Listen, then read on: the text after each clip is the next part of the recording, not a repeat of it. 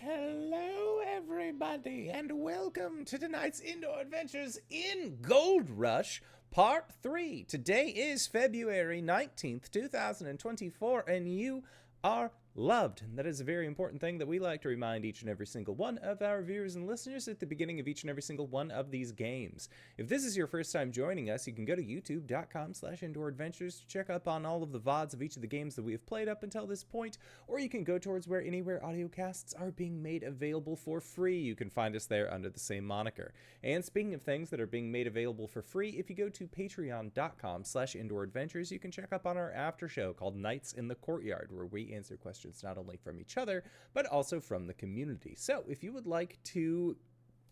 any questions for myself or any of these other fine folk, you can again go to patreon.com/indooradventures. But let's say you already support us on Patreon. You already support us on Twitch and YouTube and all of those other wonderful places, and you're trying to think to yourself, where can I go to help support this fantastic show even more? Well, guess what, Acorns? I got your back. Quite literally, in fact, because if you go to indooradventures.redbubble.com, we got t-shirts, we got posters, we got mugs, we got crop tops, throw pillows, shower curtains, aprons, clocks. We even have face masks with the symbol of Tiamat upon them, designed by our very own Cyberwolf1201, where all of the proceeds of our merch is currently going to help support Doctors Without Borders. So if you would like to help support a good cause or possibly help support the show, you can again go to indooradventure.redbubble.com. That is Indoor Adventure, no S at the end, .redbubble.com. But that is it for my opening spiel. So hey, RJ, who are you playing today? Hey everybody, I'm RJ. Today I'm playing Kid, the Genasi sword mage. I went really, wow. We both go by he, him. I'm a menace, he's a cowboy. I'm LBHackEmUp. I'm going to be playing Trisannas, aka Triss. She is a Wilden Seeker. We both go by she, her. Hi, I'm Cyber. I use he or whatever pronouns. I play Rakel. Rakel is a human shaman, she, her. And I am the Indoor Adventurer, he, him, and tonight I shall be playing as Ruth, your dear old human rangers, just here to have a good time. And that just leaves me, your dear GM, your voice in the sky, Wings, also known as Danae Keener. She, her, today we are going to play Gold Rush. Let's get right back into the recap. On the last session, we caught a glimpse of a human in ancient garb, our very own shaman Rakel, exiting the protective wards of the Grove and beginning her quest with determination. Meanwhile, the people of Happenstance were seeing off our already established posse off at the train platform, foisting upon them mail to loved ones and requests to find missing persons in Glimmer. The posse is surprised to hear that Glimmer has recently had a boom and is now much larger than anticipated. On the rail bridge over the valley into Glimmer, the posse narrowly avoided a head-on collision with an unexpected train coming from the other direction, with the help of our new friend Rakel and her spirit companion, who was watching from the woodland below. The posse decided to make camp in the valley before moving forward, and they used this time to help fill in Rakel on the ways of the ramble. Climbing over a ruined wall, they find a hostile spherical snake and some murderous foliage, both of which they dispatched handily. Ruth noticed a statue containing trace amounts of gold and reached out to harvest it with his command over law. However, the statue came to life and grabbed him. Thinking quickly, Ruth harvested the gold and rendered the statue inert. But he then received a brief vision of a serpent's eye and felt ineffably seen. Moving on, the party came across a tall white picket fence and a gate with a sign reading, "Welcome to Glimmer. Dress code formal." And that's where we left off. Y'all standing in front of this tall white picket fence and this strange message written in several languages on a sign in front of you. What do you do? Well, I don't know about y'all, but I don't think people know what passes for formal where I'm from. Think I'll be able to get away with something. What about you? Left all my formal duds back home, so I guess I have to go stop in and get some. Do you think they'll stop us at the door? That's what I'm asking. I don't have much here.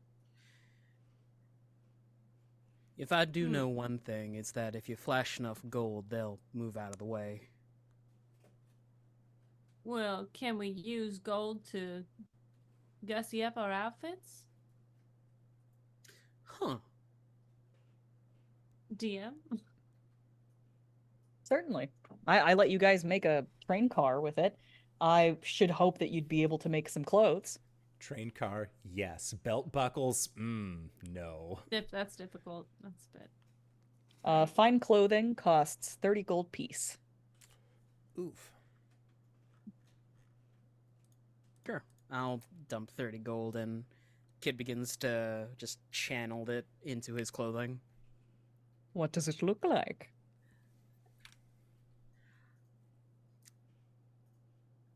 Currently, Kid has like this checkered flannel and like duster on, and as he snaps his fingers, that bandana around his neck becomes a bolo tie. The checkered flannel becomes just a white button up underneath like a blazer that has like the long, trench coat, peacoat.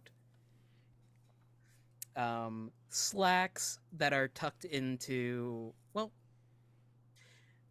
more riding pants tucked into well-worn boots, and he will slip a finger over his hat and the entire outfit becomes black. He'll just flick the brim up.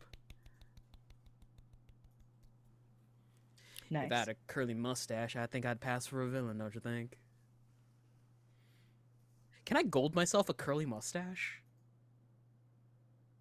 Part of a disguise kit. Yeah, I guess so. A I guess fake you could curly magic. mustache. I guess you could magic up yourself a disguise kit. Nah. I'll go in as is. Okay, so what are the clothing options for those of us who did not have 30 gold? Do you How not do you have not- 30 gold? Everyone should have gotten like 200 something. Yeah, for, how do you not have 30 gold? Well, I only wrote down 14, so that's probably why. It was 720 split 3 ways was how much the us of we all should have gotten.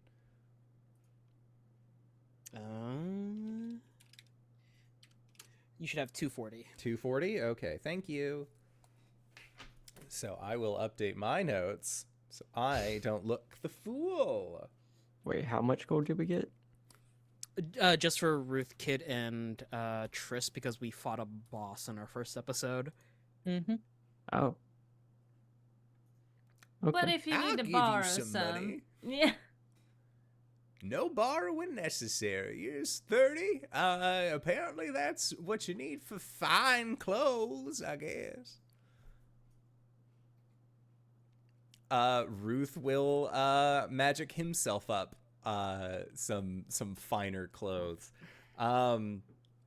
Instead of overalls, he's wearing very tight pants.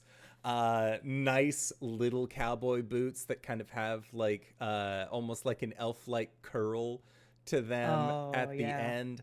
Good stuff. It is like a black denim that he's wearing, and his shirt is a dark blue with 2 pockets on the front, but all of the fringing on it is like a bright white color. So it has this very, I want to say, rodeo kind of look to it. And his hat is just a little crisper. Because we're just magicking clothes, his beard is still kind of mussed. He still look a little scrungy, but like he's dressed nicely now. And I think that he has a little bolo on. Just a nice little bolo tie that is in, we'll say it's a feather. It's just a little feather on it.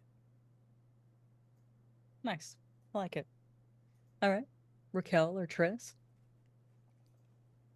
Triss has magicked herself a like blood red, wine red, lacy getup that kind of connects at the collar, is very I would say 1910s, if you know, you know. But it's tight at the collar and then sort of opens up, revealing. It would be very revealing if she had the anatomy for it to be revealing, but she does not.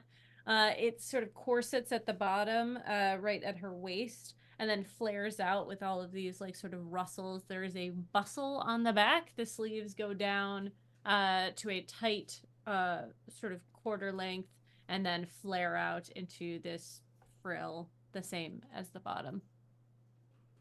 Okay. How's about Rakel?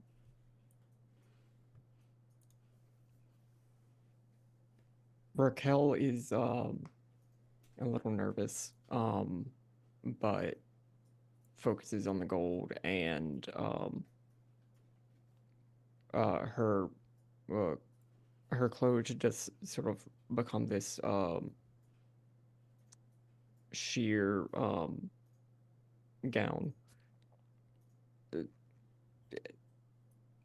Very I don't know, it's very like, I don't know how to describe it. There's not a lot of material. It's just like the bits of cloth that's sort of wrapped around her neck, going across her chest, and coming down into a like mid-sized skirt. Lots of browns, with a little bit of gold threading going throughout it. I like it. All right. Everybody's gussied up. Twirls the mustache portion of his beard as best he can. Y'all approach the gate. Who's leading the way? I'll strut up with Kid. Unless y'all think that maybe Ruth isn't the best person to get through here, or is he the perfect person to get through here? You'll never know, unless you try. All right. Ruth struts on up with Kid. There is kind of a moment's hesitation where, like, it's probably like, oh, are we supposed to open the gate ourselves? Like, is somebody supposed to come and get us? And then after just a little bit too long of waiting, the gate reluctantly swings open on its own. Ruth sort of like pops his little collar a little bit, like, they never would have let me in here otherwise. As you step Go for it. as you step through, you can kind of feel a little bit of resistance as you cross the threshold, as it were. And after you like push through that and get to the other side, Kid has a little white carnation sticking out of his coat pocket. And Ruth's hair has been combed and sort of tamed, as well as the beard, freshly trimmed, as it were. What incarnation? I was saving that.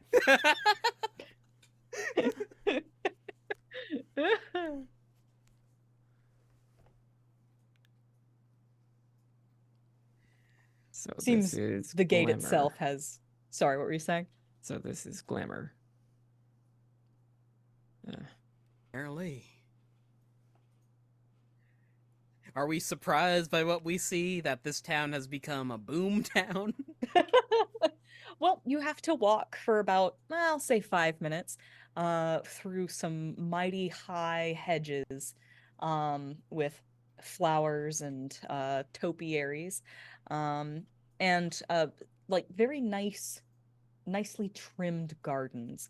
It doesn't seem like there's any sort of farming done here for food necessarily.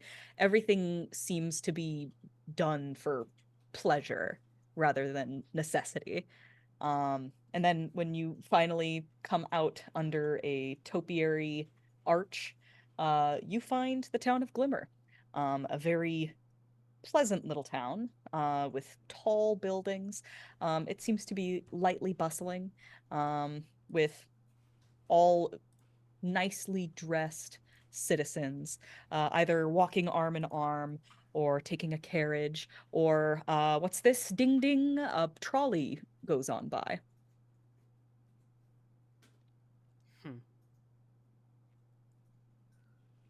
Well, I think Ruth is just looking around in befuddlement. Just, I didn't think there was any gold in this podunk. perhaps somebody brought it with them. Injected it into the economy, possibly. Oh, it's that trickle-down thing I've heard about. No, that doesn't work. Well, it's working here mighty fine. Well, I don't suppose we trust should it. get started. Well, no. I suppose we should get started doing the things that we came here for. No need to linger. Well, I know we've been traveling for a little bit. How's everybody feeling? I'm a little parched myself. I could wet with my whistle. It's always good to hydrate. Hydrate or dihydrate, that's what we always said. I always heard it as hydrate or die straight. Nah. Couldn't be me. He just keeps walking. All right.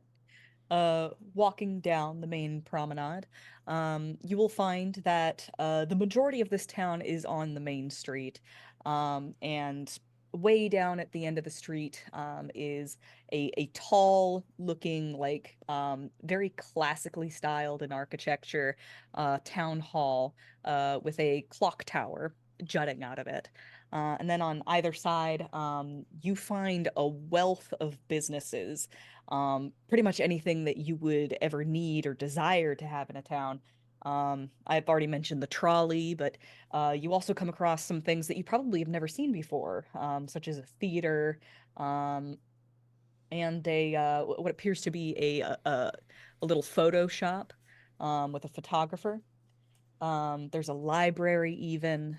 You walk past the stables that are just chock-a-block full of horses, and right next to it is the blacksmith who is currently shoeing those horses.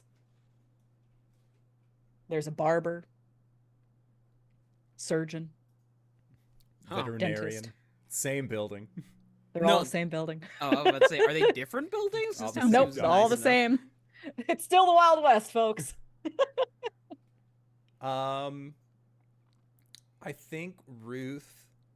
If you're looking Yeah. for a place to wet your whistle, you have your pick. Okay. There are a number of different saloons, as well as a cabaret and an inn and a boarding house.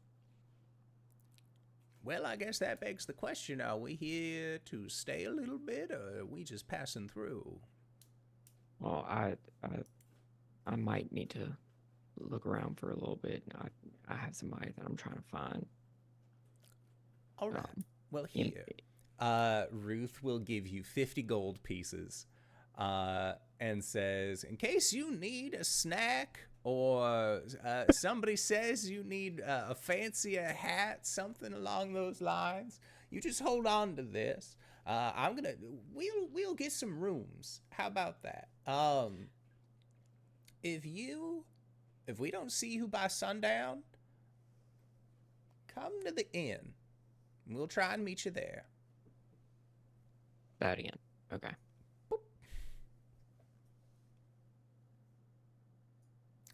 Yeah, I think Ruth would then look at the other two if Rakel is like, I'm gonna peace out. Are we all going separate ways? I was gonna see what I could scrounge out about Miss Missy or Miss Sissy. Miss Sissy, okay. Triss, where are you gonna go? Well, I don't think we should all split up. I don't really have much business here other than business that we have. I think maybe someone should go with Raquel and make sure she's not getting into any trouble. Well, if you I mean, want y'all can all come with me. I just want to stop by the town hall real quick. oh, we could for sure do that. Mm. Get a little bit more. Look around Glimmer on the way. Sure. Sis. Well, I think Town Hall seems to be a pretty obvious building. Would you like to lead the way, Raquel? And I mean, Rakel will lead them to town hall, not in town hall, to town hall, Just outside? just outside. Okay. Standing outside of town hall, you can find that there is an arch just beneath the clock tower. And then under the arch leads into something that looks a bit like a courtyard. There's a fountain, more plants, and then lining the walls of the courtyard are various shop fronts, sort of. Stairs leading up into different buildings that are pretty clearly labeled. One is like the one that goes straight down the middle is, town hall proper. And then off to the left would be the bank. And then off to the right would be the post office. Uh, she just wants to break off a little bit and just beneath the arch, looking up at the clock tower, just like take a breath, put her hand up against the stonework, and try to connect with the spirits of the city, like the feelings of passerby, people who come to do business and everything. Certainly. That sort of central spirit of being in the city. And I would like to use speak with spirits. Ooh, love that. What is the wording on speak with spirits? During this next turn, I gain a bonus to my next skill check equal to my wisdom modifier. Basically, Awesome. this is what I wanted to do before I start looking for the person that I'm looking for. Excellent. You gonna speak with spirits? That sounds like a nature check to me.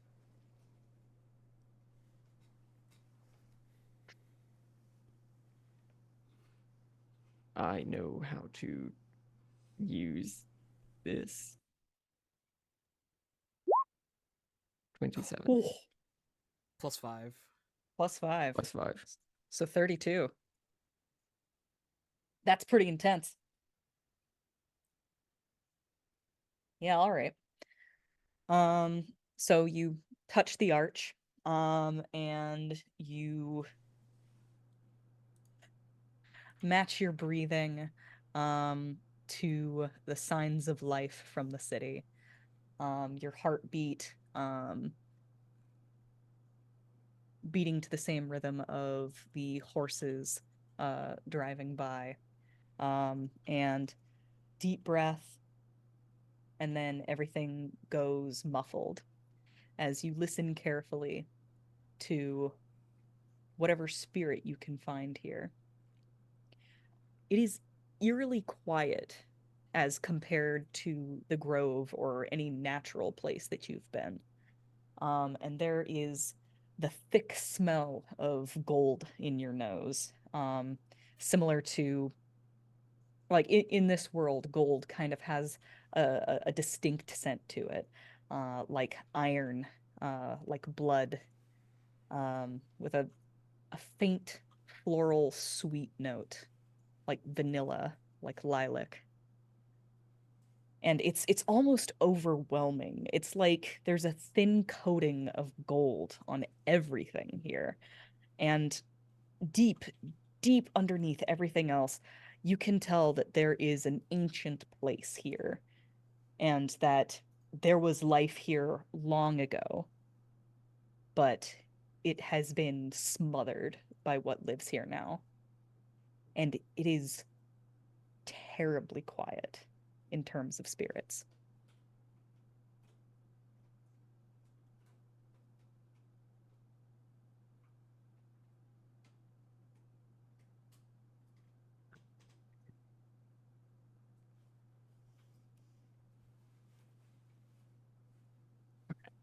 That wasn't very helpful. Yeah, I guess, what do y'all have to do here? Well, we picked up some letters and notes. Oh, I thought that Ruth and Kid went their separate Oh, ways. yes, and we that Triss was did. following Goodbye. Rakel. Yeah, Kid had Oh, gone off. I think that Triss was suggesting that Ruth went with her, but Ruth walks off and she's like, Oh. Oh, What was? How I did? swore I How did had we want to people split follow things me. up? Sorry. No, it's fine. Triss will go with Raquel because she thinks that she shouldn't be alone, but also she didn't necessarily want to be the one. Now You were the first person to be like, Raquel shouldn't be by themselves. And if anything, Ruth was like, you're right, you should watch them. And then like leaves with yeah. Kid. Walked away Yeah. with Kid. Yep. Okay. You see Raquel put her hand on the wall here, and you recognize what she seems to be trying to do. Do I see any spirits, as in like people who used to live here? No. It's really unsettling for you, actually. The only people you can see are living. I'm getting a strange feeling from this place. You too? Yeah. It doesn't seem to be much of the lingering dead at all. There doesn't seem to be much life either. Yeah. Perhaps something has come over this town. Something that's masking it or covering it up. But the scent of gold is just stings the nostrils.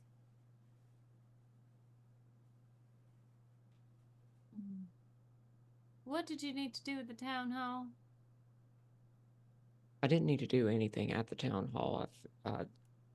I'm looking for somebody. Somebody from my tribe. His name's Majni. One more time? Majni. Majni.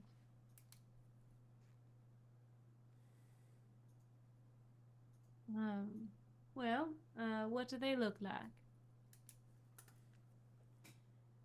She'll give a little description of what she remembers of Majni. There's not a lot that she could, in terms of like actual distinctive features that she could give, other than like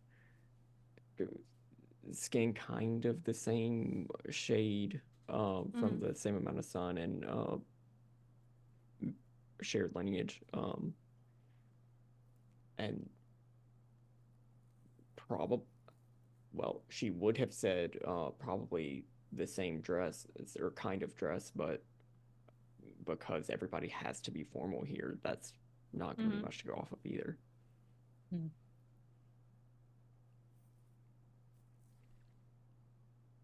Well, we'll keep an eye out.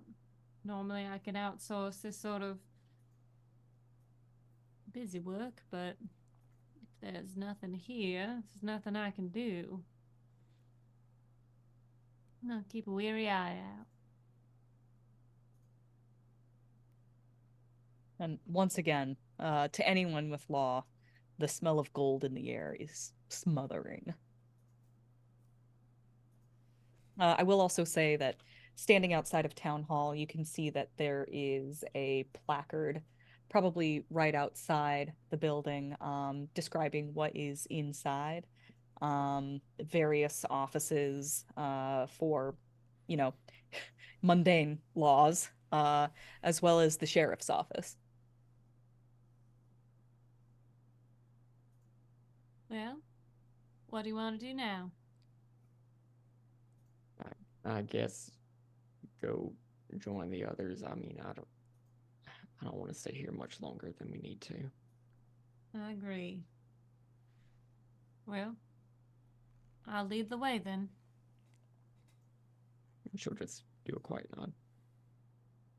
All right. Triss and Rakel warily begin to make their way to a rendezvous. Kid and Ruth, where are you guys heading? Like a tavern in. All right. Kid will actually leave Ruth at the tavern saying, I got some business to take care of. There are a couple of addresses here in Glimmer that need some looking into. Yeah, of course. I'll just stay here and, Unless you want to accompany me on the walk. Oh, no, I wouldn't want to be a bother. You're a big boy. You can take care of yourself. He'll reach into his coat pocket and pull out the letters. It's a lot of letters. Well, here, let's secure ourselves some rooms, and then once we do that, then we should, then we can make some deliveries. Or there's the post office in town. We could just drop those letters off with them. But that's back over by Rakel and Tris, though. That's a bit of a walk. If you insist. Plus, I don't trust Is the the post. trolley. Is the Ooh. anime moment of like kid leaning over the trolley rail with like Ruth sitting on the seat and swinging his legs so like forward and back. Yeah, you get a pretty good look at everything in town.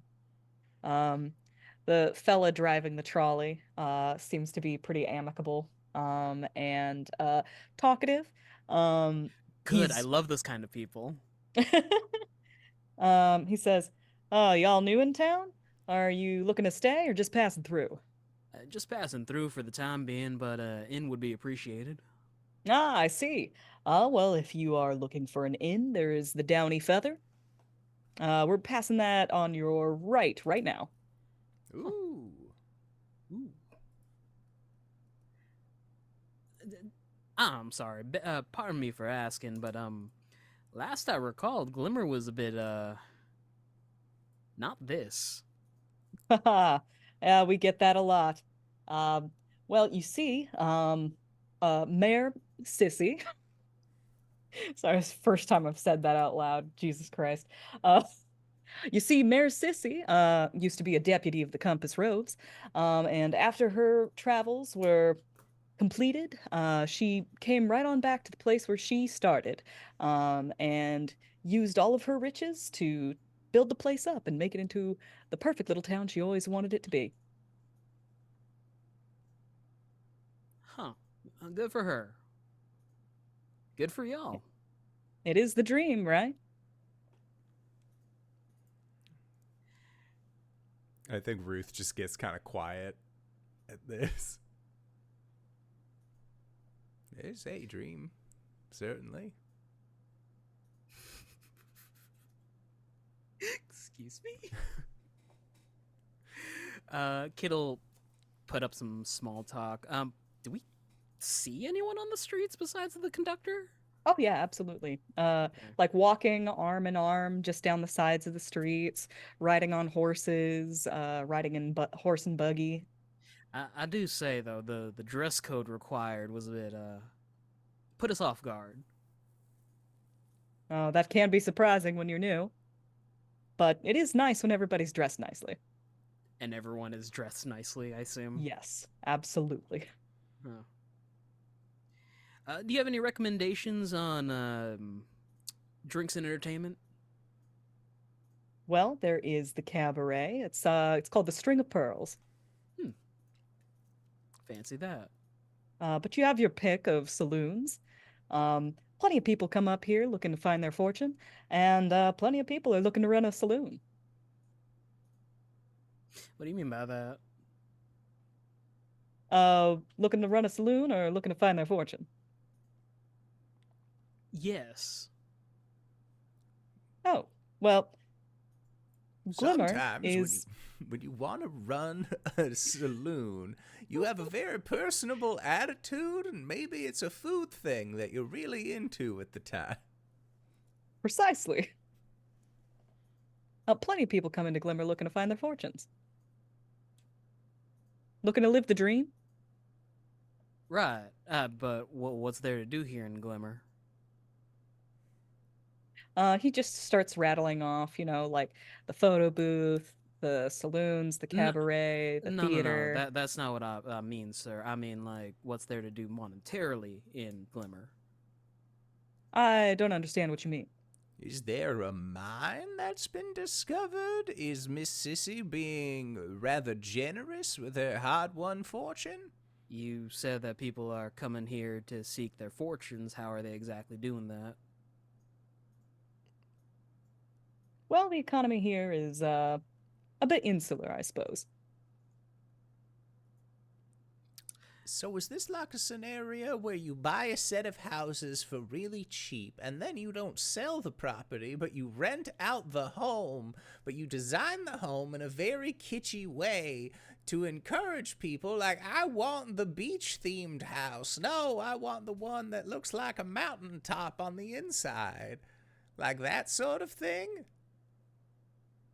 Sir? Just curious. That's all. Well, we do have the bank, which is a pretty good place to go and pick up a loan if you need it. I see. And then you start your business, and, well, a lot of people who come up to here to live wind up being fairly well-to-do. So most businesses turn out going pretty well. And if they don't, then people typically find their way out. Can I insight him? Yeah, absolutely. Especially on the people find their way out. 11. I mean, that sounds about like how it would work, right? Yeah, that's fine. Go to the big town, see if it works. If it doesn't, move on. Can I roll an insight on this? Why would You're you want to do that? You're getting weird vibes too, right? Yeah! 24. 24. Ruth is a pretty savvy man. What he's saying rings of truth, but you kind of get the idea that in most situations where it sounds too good to be true, it probably is too good to be true. It seems like he's not telling you the whole story.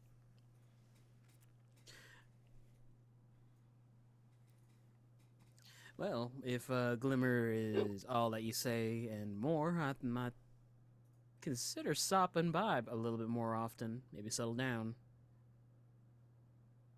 It is a great place to live. And if we wanted to live here, would we need a right of confirmation from the mayor, or would it just be a loan from the bank? Everyone is in such debt. Well, not necessarily. If you have all of the capital that you believe you need, a lot of people just start out at the boarding house. And where is this boarding house, mind you? Ah, it's right over there. This one's called the Wooden Shoe. It's just in the shape of a giant wooden shoe. There is an old lady who lives there with like 12 kids. Okay, is it like a boot shape, or is it just a massive clog? Like No, it's like square, like how Okay. most buildings are in this time. But it's got like a sign outside that's like painted really nicely. And there's like a wooden shoe, like a clog, you know? it's either that or it's just a wooden chest. It Like looks a boot. cozy, you know? It looks cozy. Good. Kid is In fact, there's a sign painting shop. Ooh. startup. Yep, that guy is actually doing pretty good for himself. The marquee maker. Plenty of need for signs out here. The trolley only goes so far, the end of the street.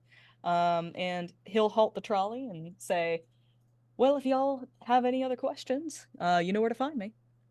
Yes, sir. Thank you for all of the information. And Kid will reach into a pocket and tip him a gold. Oh, mighty generous of you, sir. Yeah, no problem. I will also give a gold as to not seem stingy.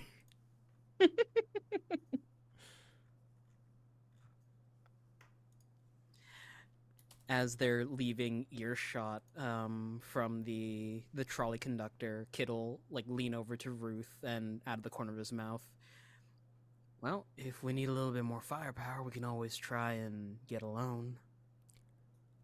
I don't think getting a loan in this town is the win that most people think that it is.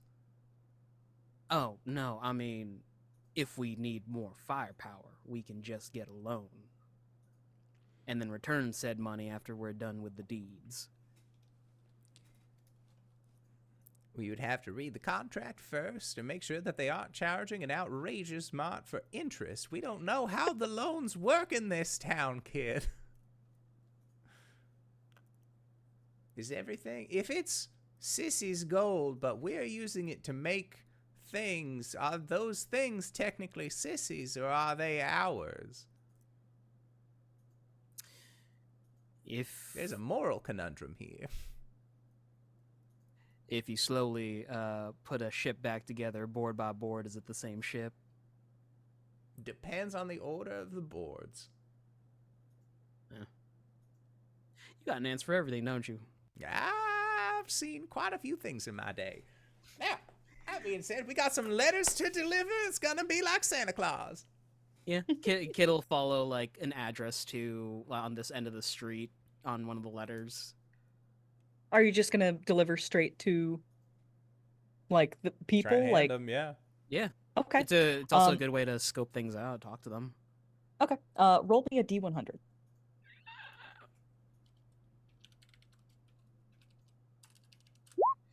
23. Only about 23% of these letters you can actually find people who go to these addresses. Everybody else just can't be found.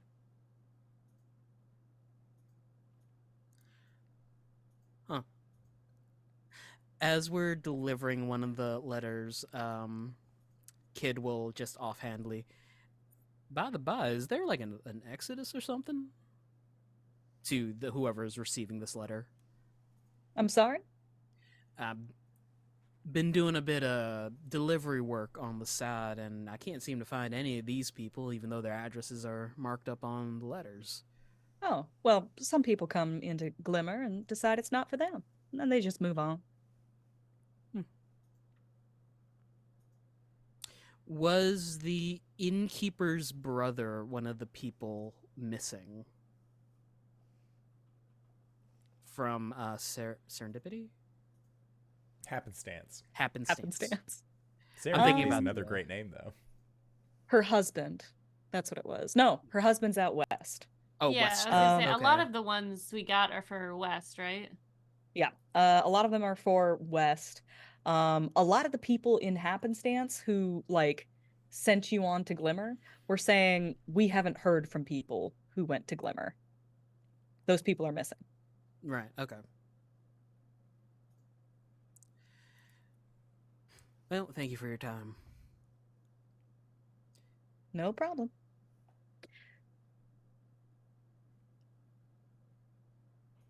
I imagine this takes some time for you guys to, play postman for a little bit, and largely getting the runaround. Most everybody will say who are questioned on the matter. A lot of people just move on.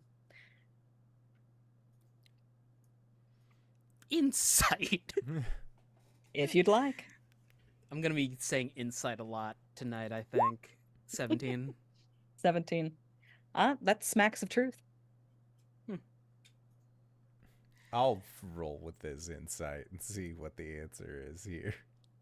I mean, it's a little odd to you Same, that there's yeah. it's a little odd to you that there's no forwarding address, but like, meh. If anything, we just leave the rest of these letters with the post. Yeah, sounds good to me. If you see a music store on the way or wanted to pick something up for the travel, morale is important. Oh yeah, sure. I'll say that there's a music store. Just In the wanna buy a meantime, I'd like to. harmonica. I'd like to cut back to Rakel and Triss. Go for it. Yeah, Y'all are making- I've been around humanoids enough, right? Are people acting weird in this town? Like it's too quiet, or everyone is too happy? Anything like that I'm picking up on? I couldn't say that, but these are the happiest people you've seen so far. Like, most people are like always looking over their shoulders for bandits, like living in borderline squalor. Like, these guys are living, you know, in a tax bracket the likes of which you Mhm. haven't seen. Yeah. Miss Raquel, do you mind if we stop into one of these shops real quick? Sure. Go ahead. I'm gonna pick one that looks new and head on in to talk to the proprietor. Okay. The Photoshop is looking spick and span and Mm-hmm. pretty, pretty, pretty like newly refurbished. Mm-hmm. And there's even a guy standing outside, just sort of like watching people walk by, and he will see you, and you can see his face kind of light up a little bit. He's wearing a waistcoat and suspenders. He's got a pair of spectacles, Mm-hmm. and a gray push broom mustache. Mm. And he'll wave you down. Well, hello there. Well, howdy. Are y'all new in town? Yes, we're finding it very attractive here. We're thinking about perhaps moving in. But are you from this area originally, or have you migrated Oh, in? not a lot of us are, but yeah, actually, I've lived here since I was a little boy. Really? Mm-hmm. So you've seen the way the town has changed over the years, I especially sure, very recently. I sure have. Mm. Yeah, You Ms. Sissy know, has really made this place something to behold. hmm. And it isn't odd that it has turned around so quickly. I wouldn't think so. Would you fancy a picture? I like to take pictures of everybody who comes into town. Oh, no, thank you. I believe that photography can damage your soul or take it away a little bit. Oh, that's not the first time I've heard that. Uh, well, I, I do like to. I'm a person who appreciates those that have passed on. I'm a bit of a caretaker, as it were. Is there some sort of graveyard around here or someplace where people are buried? Oh, you could look at the back of the church. And uh, do you find that from people that are coming in, I've heard, well, no, I haven't heard. Um, eh, are there a lot of people coming in and out, or are most people staying? Well, I can't say that I've paid much attention to that, man. Hmm. And You know what? I I'm mighty fine with a pencil and some graphite, if you'd be willing to sit for a portrait. um, she kind of falters for a moment and goes, Hmm. "Sure." Does this seem off? The this fella, Yeah, uh, would you like to roll me an insight check? sure. Have it Four, get your soul. 14. He doesn't seem to mean any harm. Seems like something that would happen in the circus a bit. Sure, and then you can tell me a little bit about what's been going on here and whether it's a good place to settle down. I'd love to. This Um, shop is new, is it not? oh, I'm always switching things out in here. I see. So you have not always been one of the photography mindset? Well, it's a bit of a new science, isn't it? I've been tinkering with the tools myself. Just started off as a sketch artist, but photography happens so much quicker. Just poof, and it's Like done. magic. A bit like magic, yes. Mm. And he'll like walk in, and Mm-hmm. you'll find that the walls are somewhat velveted, Mm. and there are framed pictures of various people from the town, just like a whole wall full of pictures.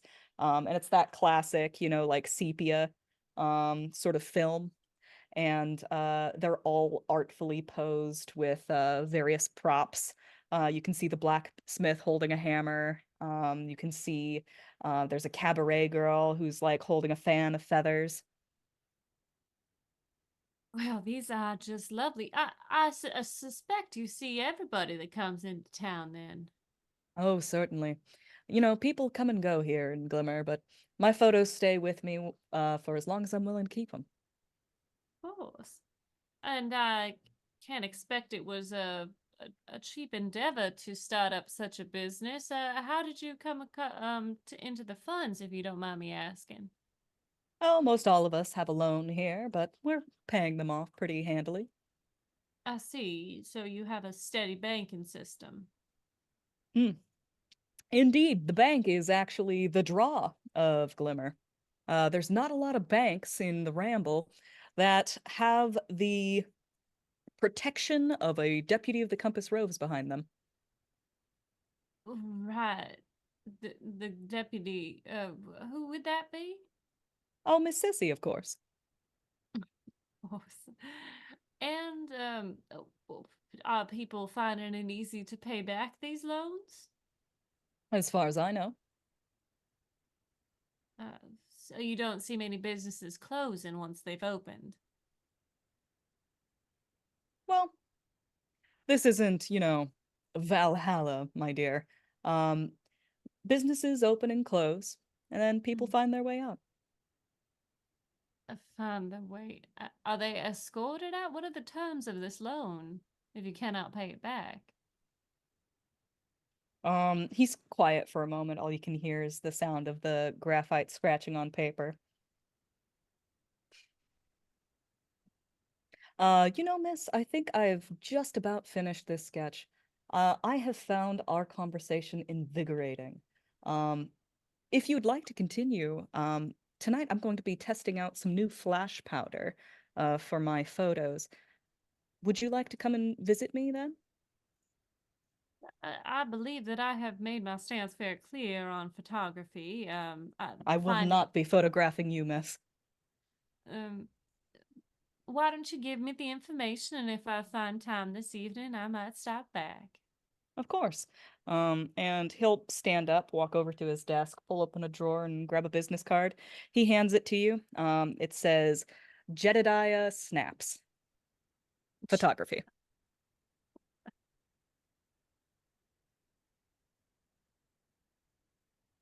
All right. Well, thank you very much. And what time will you be testing this?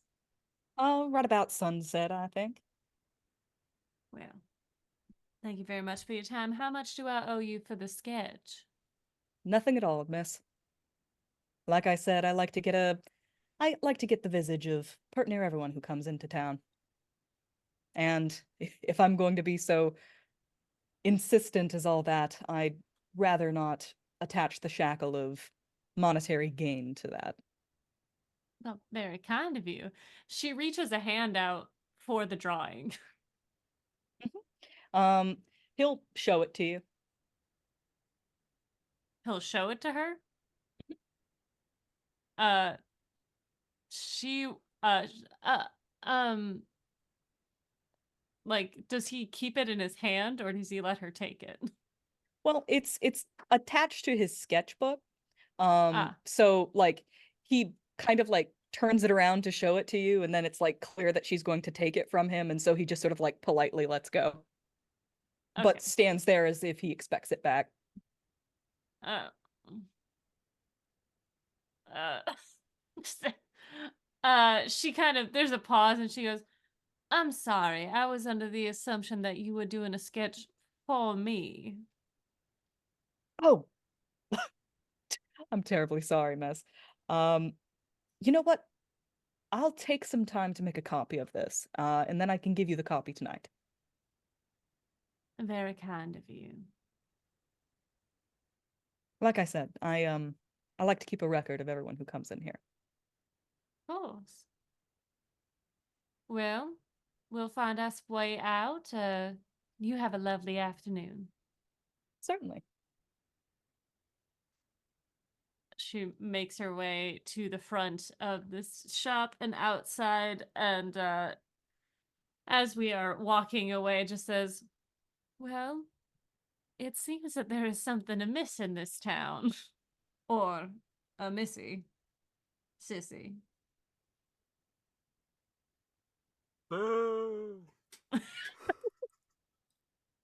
Is the patina of gold smell still ever present? It's stronger near town hall, but it is absolutely ever present. Does this shop have like a sign or some piece of decor out front that looks like it was installed pretty recently? The photography shop? Mhm. Yeah, I'd say so. Before, with the gold statues, um, it was established that lawmen kind of have a sense for things that contain law or things that are made of law. Mm-hmm. Is does the facade of this shop seem legitimate, or does it seem like this was constructed of law? Like an illusion. Yes. Or Facade. or like made in the same way that like the train car was or your Mhm. clothing. I Give want me to an know if arcana or a nature check. okay. I want to know if all in glitter is gold. Yeah. I'm feeling a shimmer vibe here. That's so much better than what I have. Shit, did you say nature or arcana? Yeah, one or the Perception or other. arcana? I Okay. said nature or arcana, whichever Okay, the two. 27. 27, that's pretty good. The facade itself is probably gussied up by gold, but the buildings are all certainly real, like actual like, wood and stone and glass and metal. Like all of the materials to make the buildings are real. But there is a faint shimmer over everything, like a gold dust, like you said, patina that has, you know, just sort of like gussied everything up to, the extra degree. Sort of like how Ruth got a haircut when he walked through the door.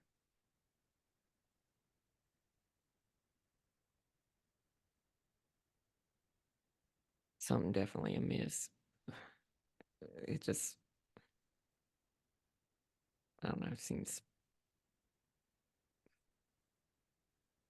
fake.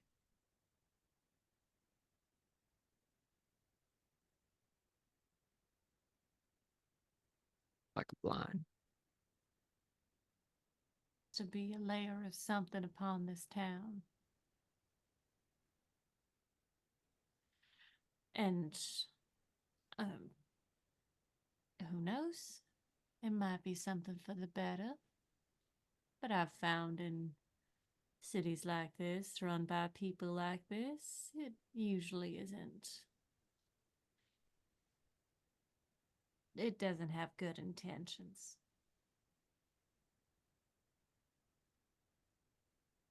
I think regrouping is the best course of action. Okay. All right. You guys start heading back towards the rendezvous. Let's cut back to Ruth and Kid real quick. Are you guys heading to the Downy Feather? We're heading to a music store first. I wanted to get a Music store. harmonica. Yeah. Oh, okay. Yeah, Oh, you're look. totally able to get in there and buy a harmonica. The shopkeeper definitely asks you if you're here to stay or if you're just passing through. I think we're just going to be passing through. Might stay a couple days at most, but in the meantime, you have a wonderful store. Oh, thank you very much. I am honored that this is the place that you decided to pick up a souvenir. Can we name this NPC Samuel Ashley? Yes.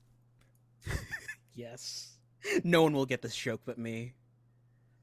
Sam Ash is a music store. Well, now we're all in on the joke.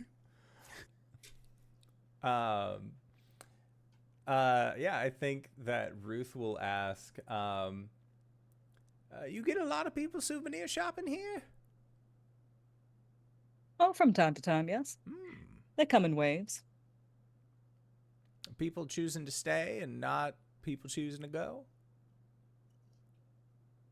Well, some people choose to stay, some people choose to go. And what made you want to stay here, friend? Oh, well, the promise of being able to share the gift of music with more and more people. I like you. How much is he charging for the harmonica? That's a good question. Let's see. You will find that most mundanes deal in silver. Does that mean we just fed the trolley driver for the next 2 years? Yeah.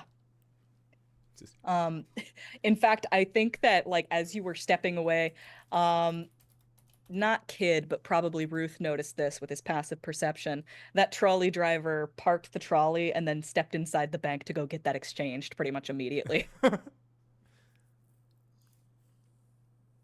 Ah, shit.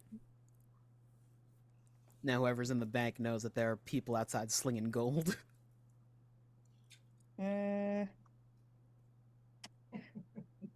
Let's say 5 silver.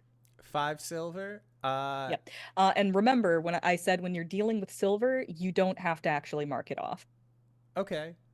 We're doing Inconsequential the to blades in the us. dark system of like, you guys have money. We are working off of the assumption that you have money. I was going to give him 2 gold for being kind and supporting the arts. That's so sweet of you.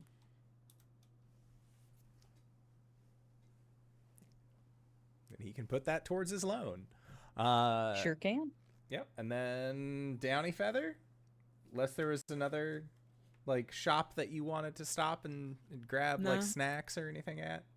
I just wanted to say that Kid was looking at a guitar, kind of wistfully before turning around and walking out.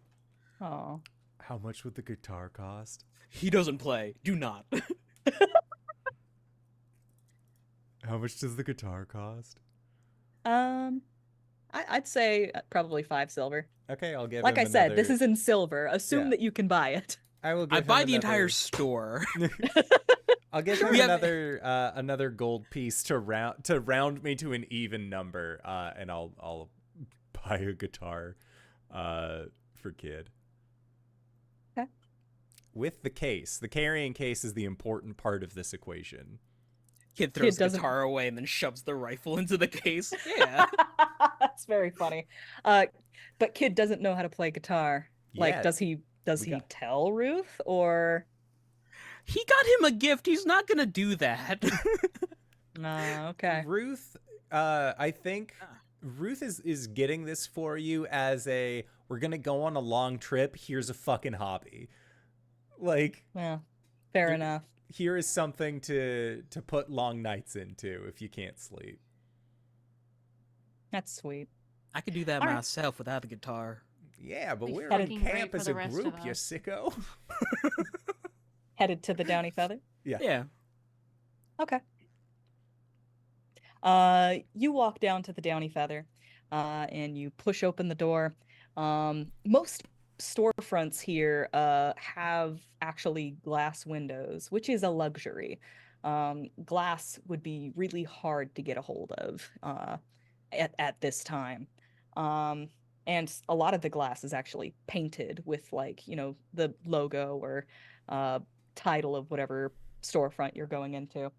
You enter the Downy Feather, which has a painting of a cowboy asleep on a giant feather, just like having a heckin' snoozle in the window. Is he a honk shoe or a me? He looks like the Both. DreamWorks boy. It's both. It's honk shoe and me. So you push open the door to the sound of a jangling piano. There's even I'll say like a couple of fellas sitting up on a stage that are strumming a banjo and a guitar.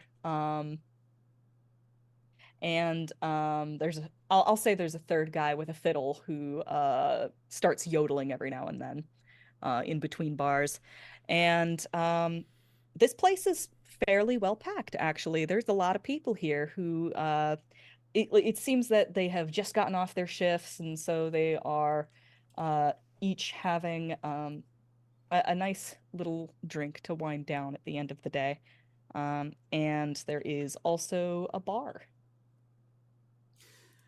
What's your poison today, Mr. Ruth? A long row of stools.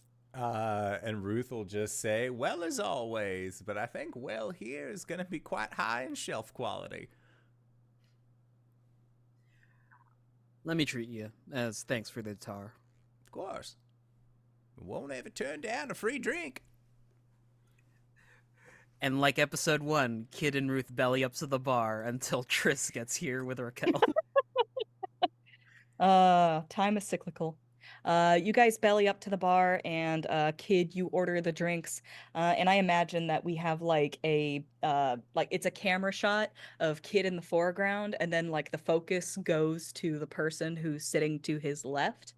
And we're kind of seeing double because it is another Genasi.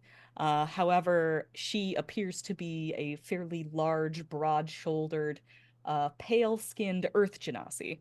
And she is also in the middle of ordering a drink. And you guys kind of both speak over each other for a moment. Oh, I'm so sorry. You first. You were here first. Oh, no. You first, sir. You first. You know what? Ladies first. Oh, wait. Hold on. Are you new around here? And she turns to look at you, and you find that actually her whole left side is different. She How so? Well, okay. Well, first of all, I neglected to mention that she's wearing a flannel, right? And the sleeves are rolled up to the point where you can see her biceps, which are, quite large. And her pale porcelain skin, literal porcelain, is painted the way that pottery is. It looks like, tattoos going down her arms and stuff. And she's wearing a 10-gallon hat. And as she turns left, I think the first thing that you notice is the sheriff's badge on her breast. And the next thing that you notice is that like half of her face appears to have been smashed and replaced with veins of gold. And this is true of the entire left side of her body. Oh, sorry, I don't get to meet many Genasi out here. I can't say that I get to meet Vinny Genasi out here either. Name's Lefty. And she reaches her left hand forward first, and you find that it is completely made of gold. And then she sort of laughs, and she's all like, it's kind of a joke, and she reaches with her right hand instead. Yeah, Kid'll take it. My friends call me Kid. Nice. Y'all new in town? Are you staying or just passing through? Just passing through. We've got a bit of business out west. Ah, I see. Are y'all looking for train tickets? I could probably pull some strings. Oh, that's mighty kind of you, but no, thank you. But for now, we're just looking for some room and board to deal with the shell shock. Ah, I see how it is.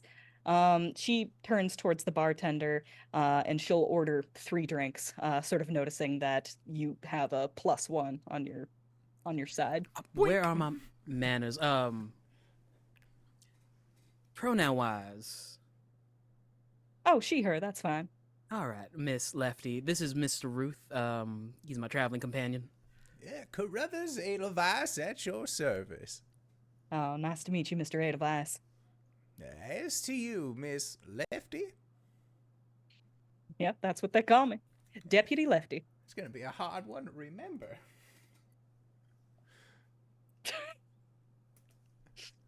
What brings y'all into Glimmer? Well, we were off in happenstance and told the people there that we were looking to head west, so they suggested we stop by. check in on a few folks, deliver some letters. They don't have the post where they're from. Oh, I see. We get a lot of folks in through happenstance. That makes a lot of sense. Y'all's drinks are offered. How long have you been? Doesn't even. Yeah. How long have you been deputy, Miss Lefty? Oh, for quite some time, actually. Ever since Miss Sissy came back into town. So before I last came by here, I've noticed the redecorations. Oh, you've been here before? At once with some my compadres. We all missed Miss Sissy when she was off with the Compass Roves. Some of us more than others. And you see she kind of rubs the back of her head in a shy way. Oh no. Oh no. Now it's good that Miss Sissy has come back to town and injected some lifeblood into it by the looks of things. No, she certainly did. It's sure is a shame that she's off on vacation right now. Mayor of the town has vacation days? Shouldn't everyone? I think it was like a year-long thing. Par? Mayor? I would think it would be like a year-long thing. You can't really go off because you're all delegating and logisticalizing. I'm Oh. sorry. Well, that depends on if Well- you're going on the campaign trail. Then you have some technical days off to accommodate the travel before you go to the next place. Well, she hasn't been gone for long, and she'll be back any day now. Right. Anyway, About this time, I think Rakel and Trisannas can step in the door. Kid is going to clink glasses with Lefty and start drinking.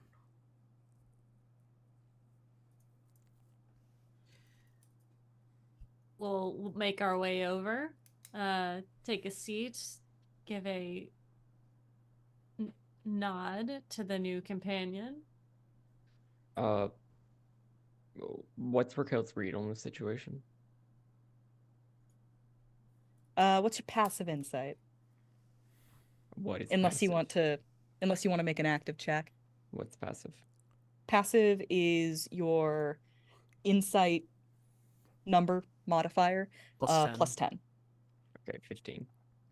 15? Yeah, that's pretty good. Looks like they met a new friend. An interesting looking friend.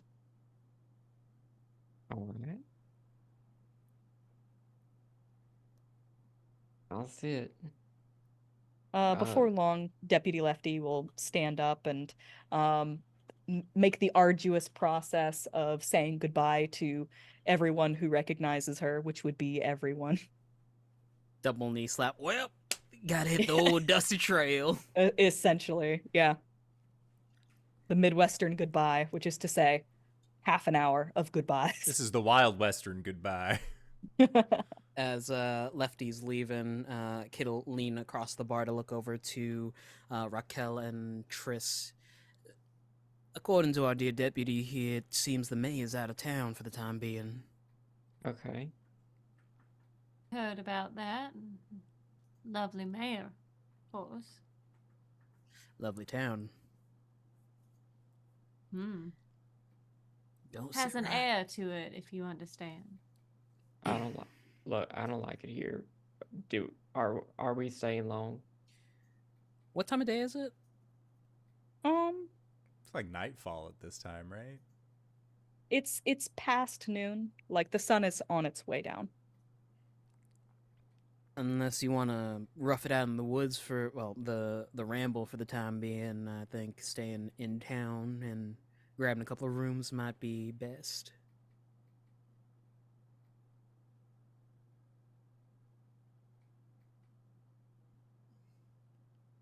I would like to visit the cemetery if we have some time.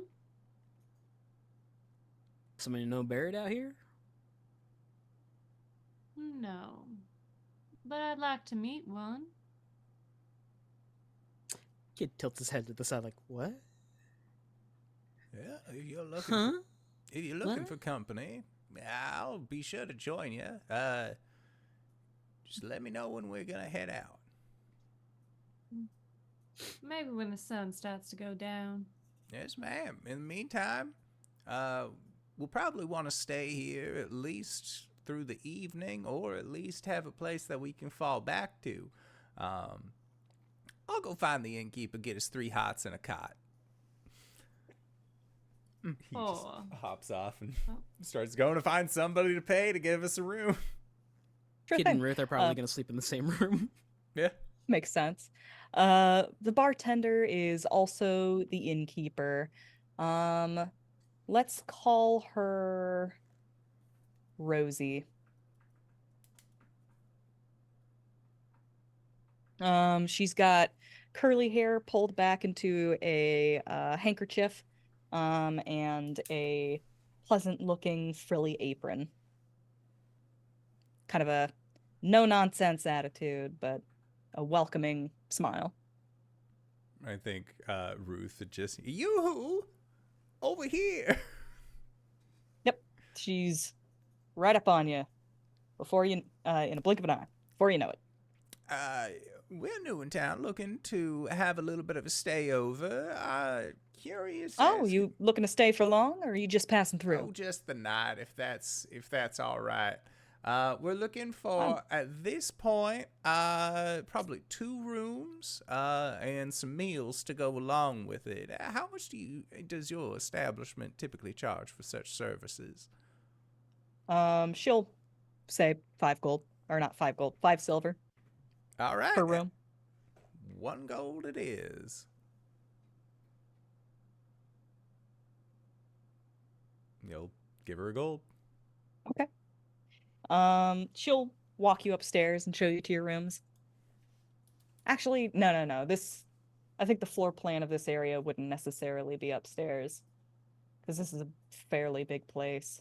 She walks you to the back, and sort of like winds around a hallway, and shows you to your rooms. Thank you kindly. Sure thing. By the way, Miss Rosie, do you happen to have the directions to the cabaret? I was looking to go there tonight. Kill some time. Certainly. You said you're just passing through, right? Just staying tonight? Depends, I guess. Well, a lot of people like to stay for a little while, see how Glimmer agrees with their constitution. If so, I hear. She'll reach into her apron pocket and pull out a little slip of paper. It has like a little shimmer of like embossing on it, and she hands it to you. It's to the cabaret, the String of Pearls. It's basically a discount certificate.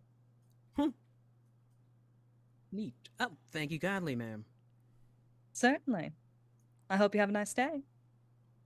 You as well. And she'll glide away, back to manning the bar. So, tonight, graveyard, Yep. cabaret. Miss Rakel, will you be doing anything tonight? Likely not. If you feel like up to accompanying me, I could use company. What's at the cabaret? About to find out, actually. I don't actually know what's at the cabaret. I just think it's a good place to sit down and get some more information. Okay. Triss, did you ever actually agree to meet the photographer? No. I Okay. said, maybe, if we... Maybe. All right. It just was checking. oh, that's very kind of you. If we make it out that way. Yes, of course. Okay. As you guys start making plans for the night, I think that would be a good place for us to go on break. Sounds good. We are going to try and be back from break in 5 to 10 minutes, so don't go no place unless it's to grab a food, grab a friend, grab a drink, or possibly go to indooradventure.redbubble.com, pick yourself up something nice, and we'll see all of you guys shortly. All right, everybody. See you soon.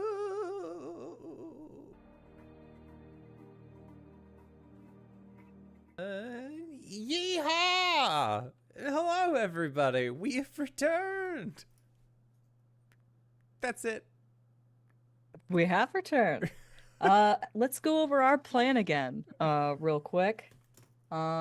Just so that we know where everybody's going tonight. So, as far as I know, Ruth and Triss are going to be going to the graveyard in a search for spirits. Okay. Ghost hunting.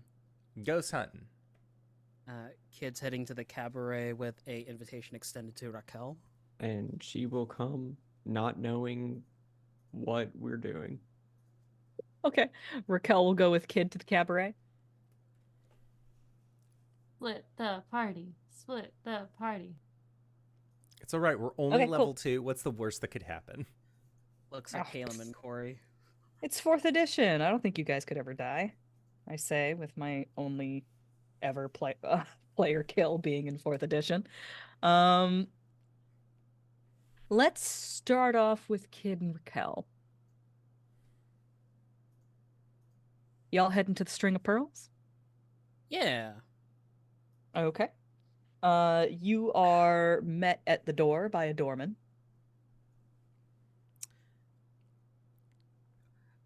Kid will take off his hat. Miss Rosie from the tavern said that this would be a fine establishment for some entertainment tonight. Oh, Ms. Rosie sent you. Yes, sir. He'll pull out the discount card, like, motion to it. You see this guy actually has a name tag. It says Alonzo. He'll like take the discount card graciously, just sort of like with a flourish, like straighten it out. It seems like this guy has a panache for the theatrical. Reads it up and down, and says, "And the young lady is with you?" Yes, sir. Very good, sir. He'll slide that into his address book, it seems, write something down in his notes, and then he'll straighten up, and say, "Right this way, sir, and ma'am." All right. Obliges. He leads you into a large room, dark with velveted walls. There is a enormous stage. The room itself kind of has this rounded quality to it. There's like a large arch forming the roof. And all of the tables are round tables with several chairs around, and nice tablecloths on them.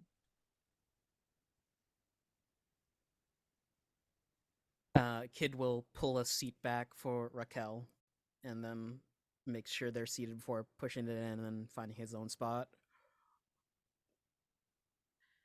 Raquel looks at you whenever you do that. And just sort of stands waiting for you to sit in the chair that you pulled. Oh, no, round here, it's the polite thing to do to let the lady sit first. What are we doing here? Like I said, we're digging for some information. This town don't sit right by me. They don't sit right by me either, but I don't think sitting on my ass here is going to help assuage that feeling. Sometimes sleuthing is more than just rummaging through trash. It's talking to people. And where else can you find people? And then he like leans back and motions to the cabaret behind him.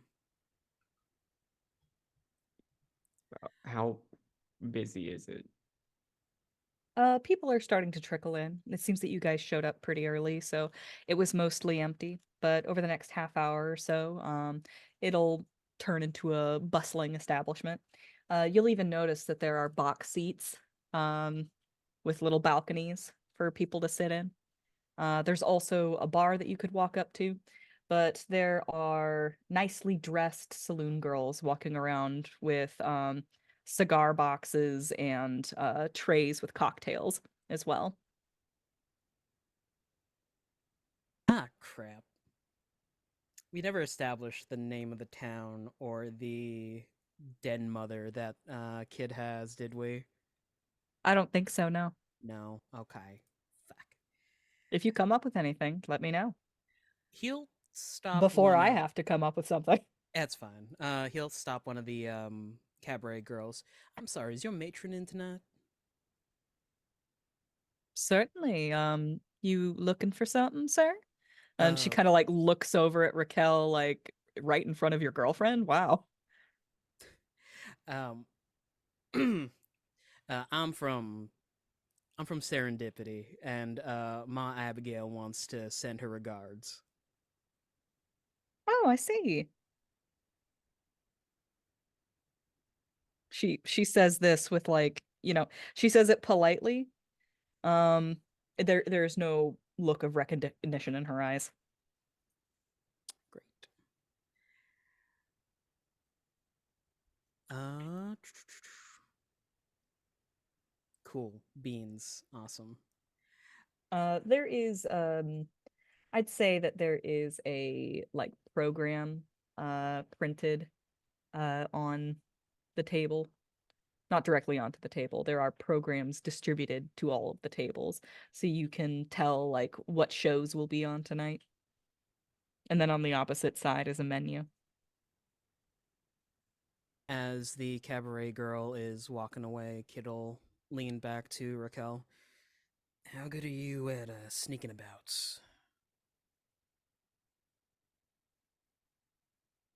Sneaking about, not very well. Fair enough. I was hoping to get into the matron's room and see if they had anything.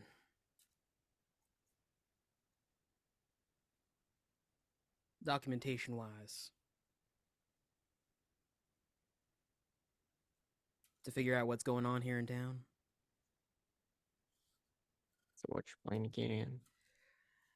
Sneak, mostly. What do you need me to do?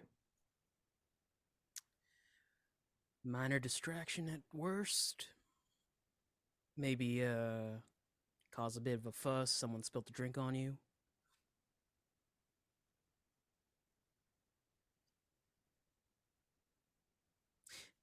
Actually, let me see. I'm gonna take a walk. All right. And Rakel's she hasn't sat down this whole time, but she's just gonna kind of turn about and try to make her way up to like the mezzanine or balcony section. Okay. I say you start heading up to the mezzanine. And you hear behind you, there is a smattering of applause, as the curtains rise up on the stage, and the tinkling of a couple of pianos begins, as the first show is Dueling Pianos.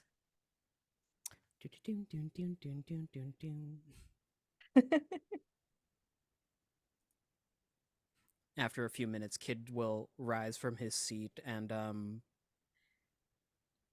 head to where he thinks the latrines are. The train station? Latrines. The bathroom. Oh, the latrines. I thought you Latrine. said the trains. I Yes, was I'm like, going to use a train and plow it right into this building. just full on leaving. Okay. Well, let's resolve Goodbye. Rakel first. Uh, can she get up to a vantage spot pretty easily without being accosted?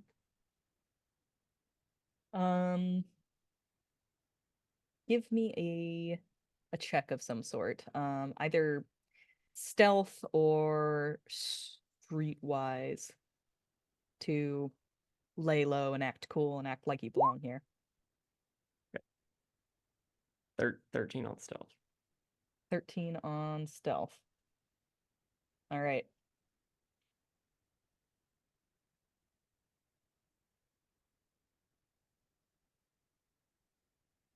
I'm going to say that you don't go unnoticed, but no one seems willing to confront you about being up here. Okay. I want to get up to a point where I have a pretty good advantage of all the audience, everybody who's in attendance. Okay. You could like go down the hallway, which is somewhat curved to kind of follow the wall. And you just like peek into each balcony until you find one that's empty, and then you can creep in there. Is there anything, do I notice anybody or anything that seems out of place or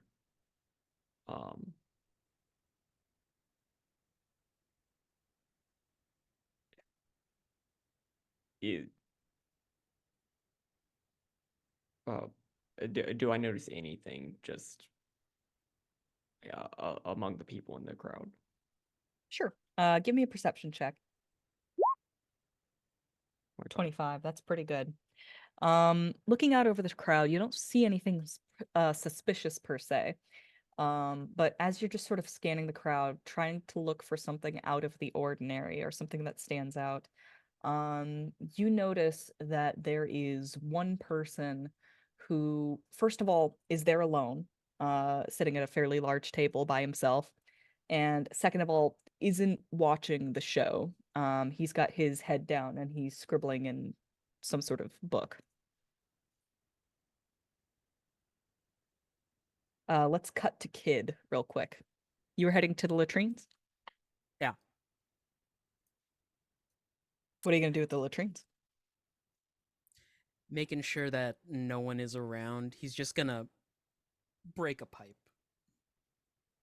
Okay.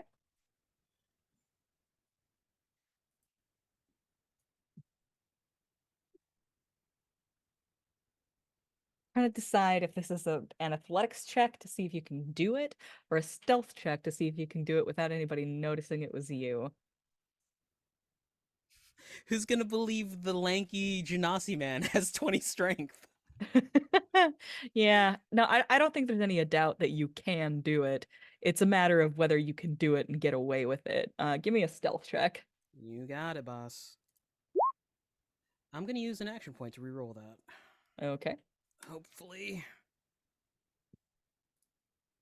No, 9. Great. That's great. I'm gonna say that girl from before recognizes you. She runs up and you can see that her name tag says Cassidy.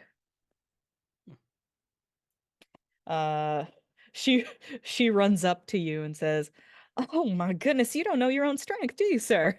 Yeah, I'm real sorry. I don't. Things are a bit fragile around here, ain't they? Ah, suppose they are. Suppose they are. Unfortunately, Miss Sissy isn't around. She's gone on vacation. She'd have this fixed lickety-split. Oh, I'm gonna have to call the plumber. I could cover it. I think. Give me a second to Oh, work with this. oh, do you have a way with law?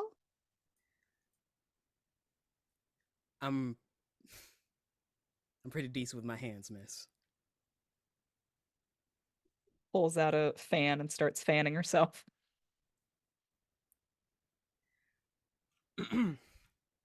Well, let me know if you need any help. We got the plumber's just down the street. I could send somebody to go and grab him real quick. I won't be any trouble at all. Just give me a couple of minutes back here. Sure thing. I'll come back and check on you in a minute. All right. I think we should cut to Triss and Ruth now. Sorry. The best part of that, LB, is that the mirror that you have that's slightly Oh. adjacent was showing just the 4 dangling Pete's, and then you would set it back down, and then 4 Pete's again. It was incredible. Yeah. All right.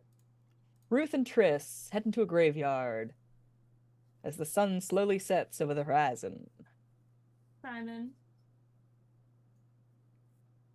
Yes.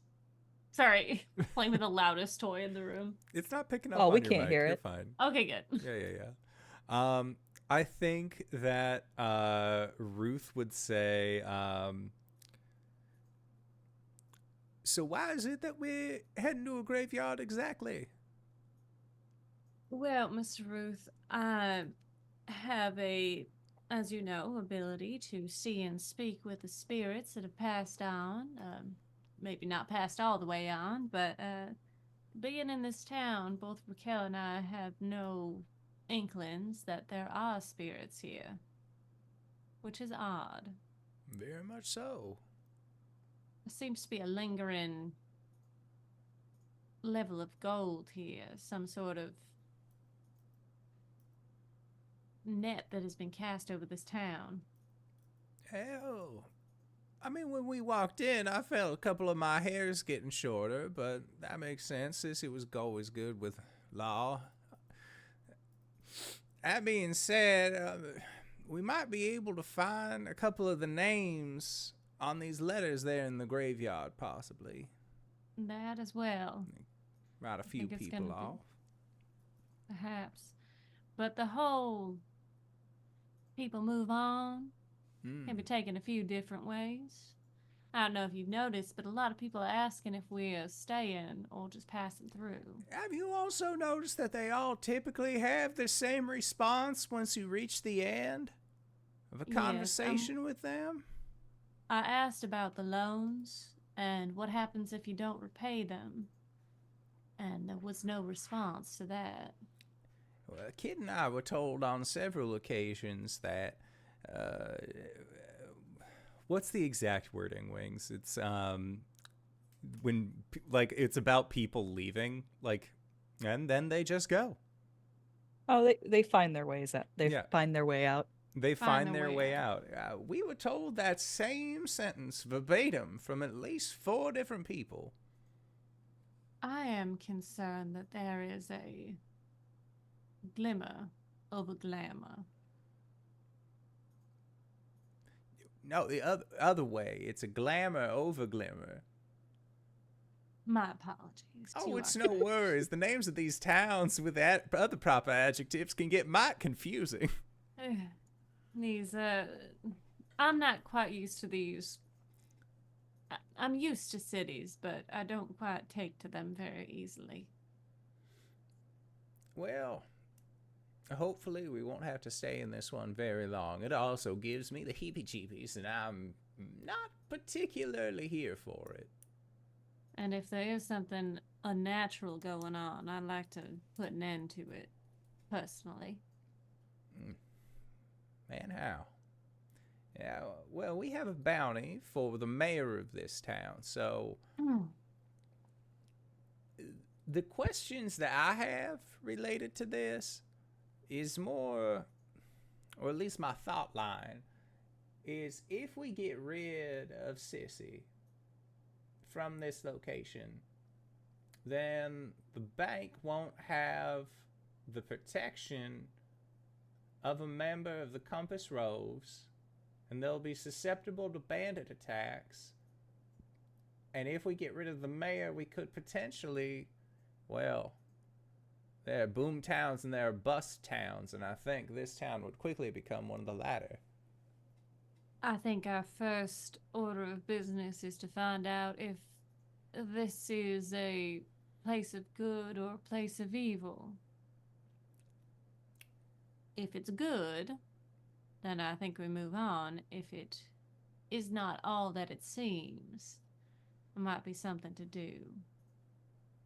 Miss Tress, Yeah. I think any town where gold is the primary prerogative isn't gonna be a good town. odd coming from someone who can manipulate it.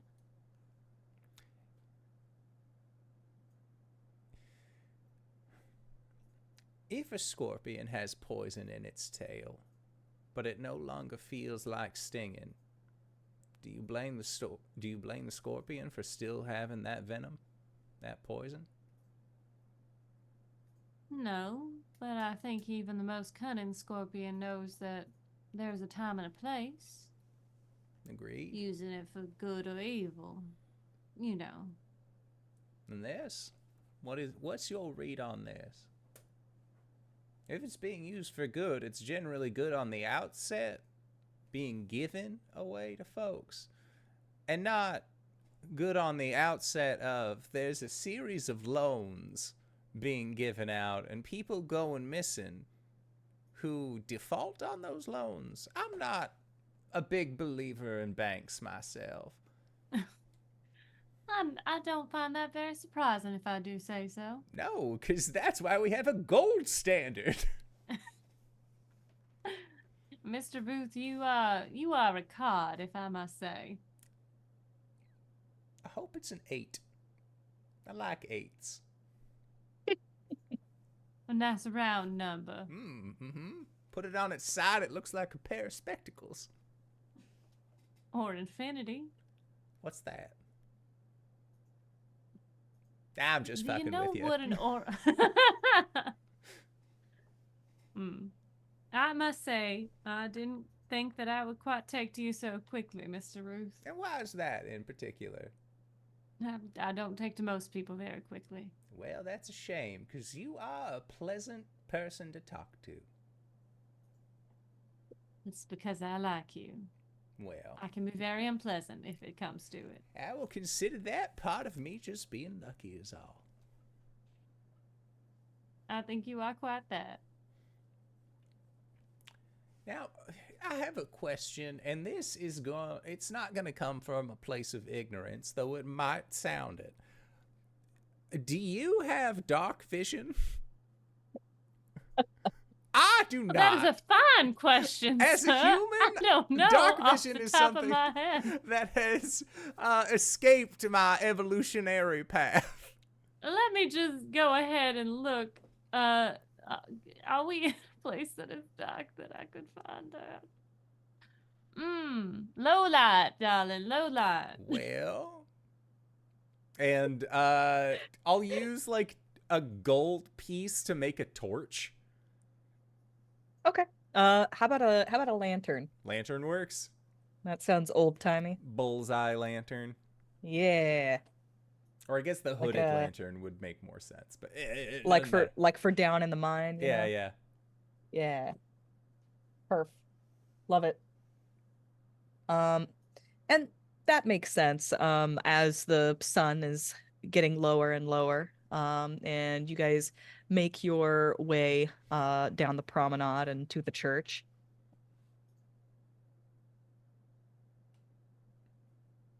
Just keeping an eye out to see if there are any onlookers. Sure. Oh, Ruth is just humming Camptown Ladies under his breath after, like, that's all that's been going through his mind ever since Kid said he was going to the cabaret. It's not as busy as when you first got here, but there are still people who are walking the street, heading back to their homes, it seems. There are a lot of homes on the outskirts of this particular straightaway. And Does do it they seem look- that... Yeah. Go. Sorry.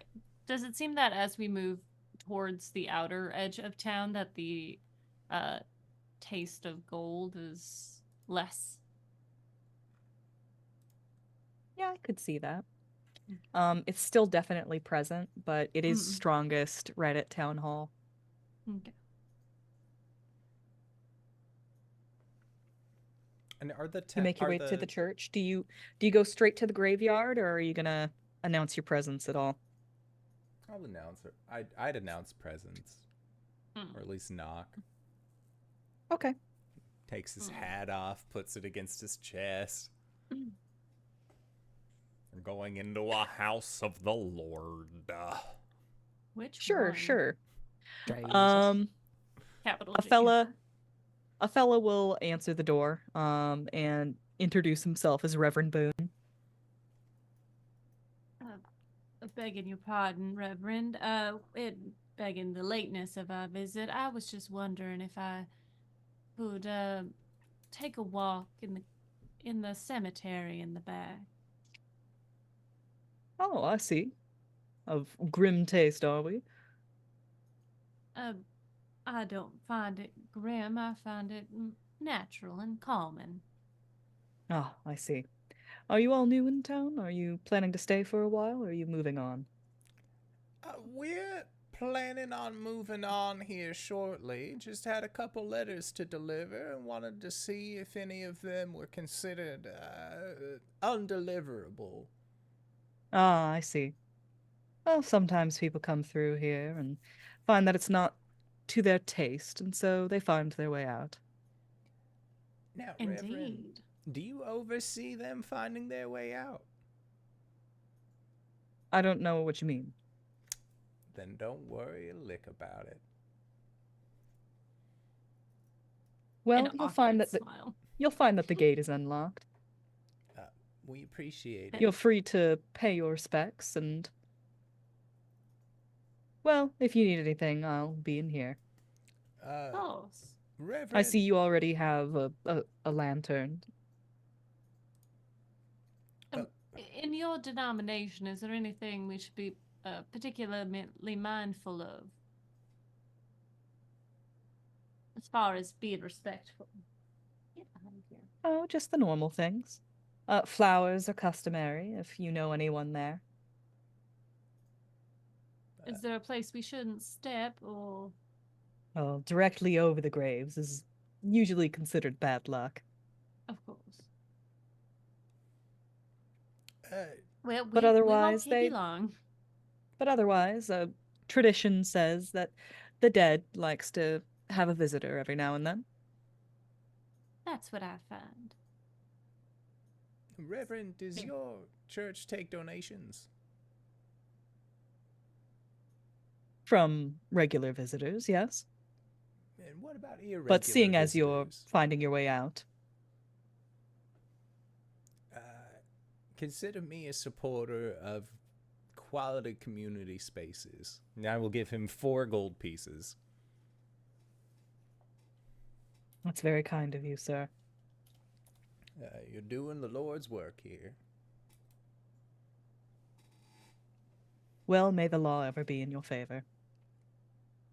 As to you, or is it with your spirit? It's been a while since I've attended.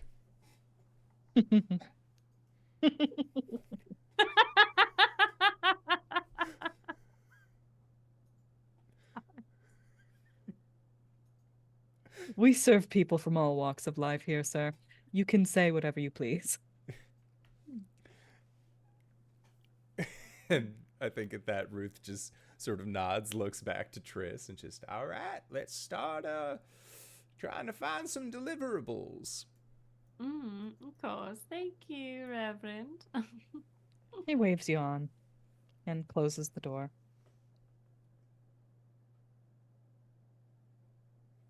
Does not sit well. No, does not. Shall we? After you. Making your way to the graveyard? Yes. Yes. All right. What's your angle as far as going into the graveyard? Like, what is your strategy? I am going...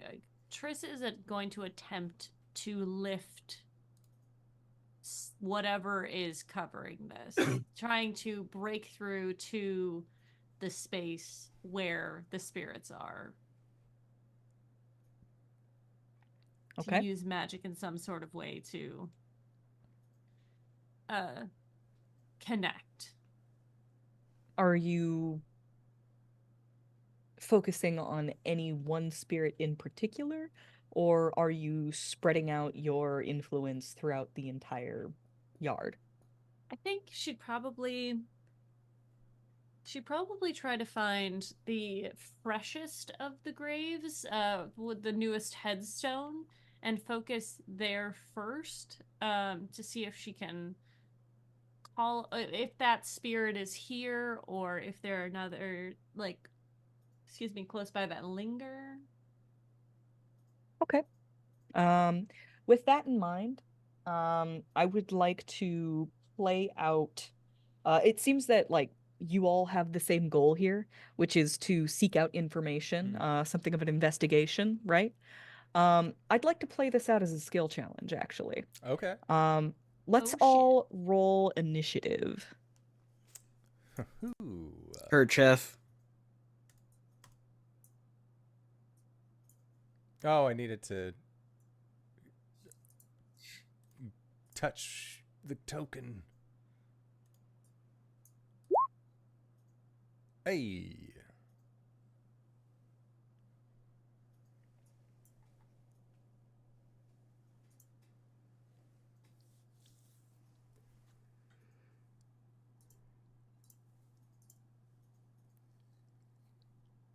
Okay, we got a 20 for Trisannas.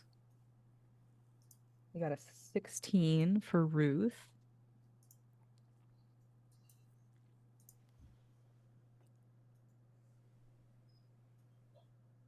And for some reason, there we go.